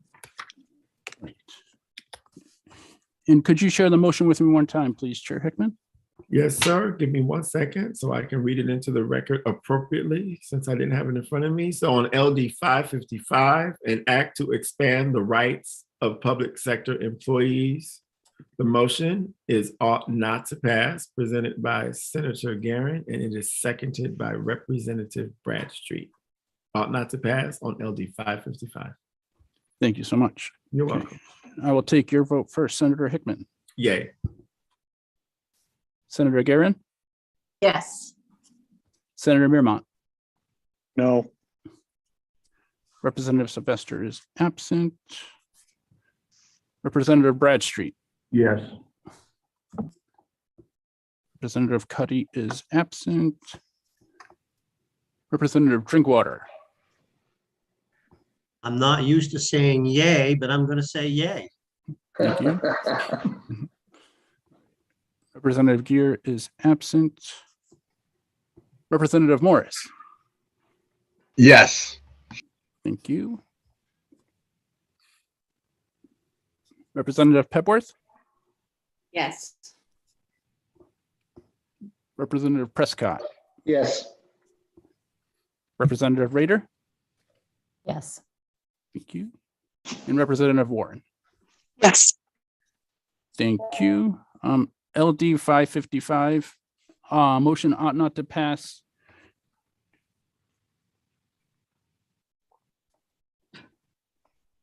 Ten to 1 with 3 absent. On LD 555, there are 10 votes in favor, 1 vote opposed. Sorry, 10 votes in favor. My apologies. 10 votes in favor, 1 vote opposed, and 2 people absent. Is that 3 correct? people absent.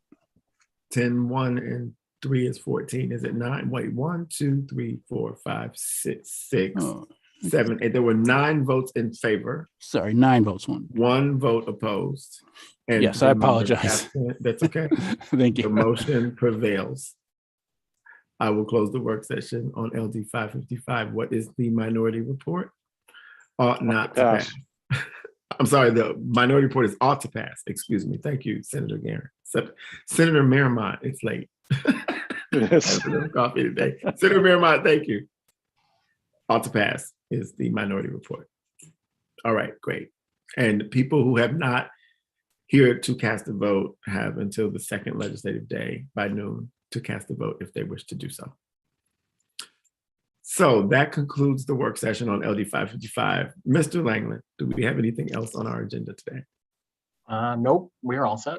Great. So as everyone knows, we have a very long day on Monday, January the 24th, beginning at 9 in the morning. I hope, raise your hand, please, if you have not received the packet. I sent them out a long time ago. They've been resent. We're getting testimony on these nominees from different stakeholders, the nominees themselves. Everyone have everything they need in order to do their own personal vetting with these candidates coming up. I would certainly request before Monday, if anyone has any objection to anyone, please raise that with us so that we can coordinate how we take those votes. I don't need people to commit to anything in advance, but also if you do know that you are not going to be taking a vote when the time comes, just let us know as soon as you can know so we can also plan for that. I don't know how long each confirmation hearing will take, but 15 in a day, morning and evening session, will be here till 5, I believe. So that's what I hope that everyone is prepared for on Monday, January the 24th, so that we can do our work to advise and consent the governor on her nominees for these important boards and commissions. Any questions about that? Concerns? With that, the Joint Standing Committee on Labor and Housing stands adjourned. Have a great weekend, everyone, and see you on Monday. Thank you, Mr. Purvis, for your work. Great job today. Mr. Langland, as always, see you soon. Thank you.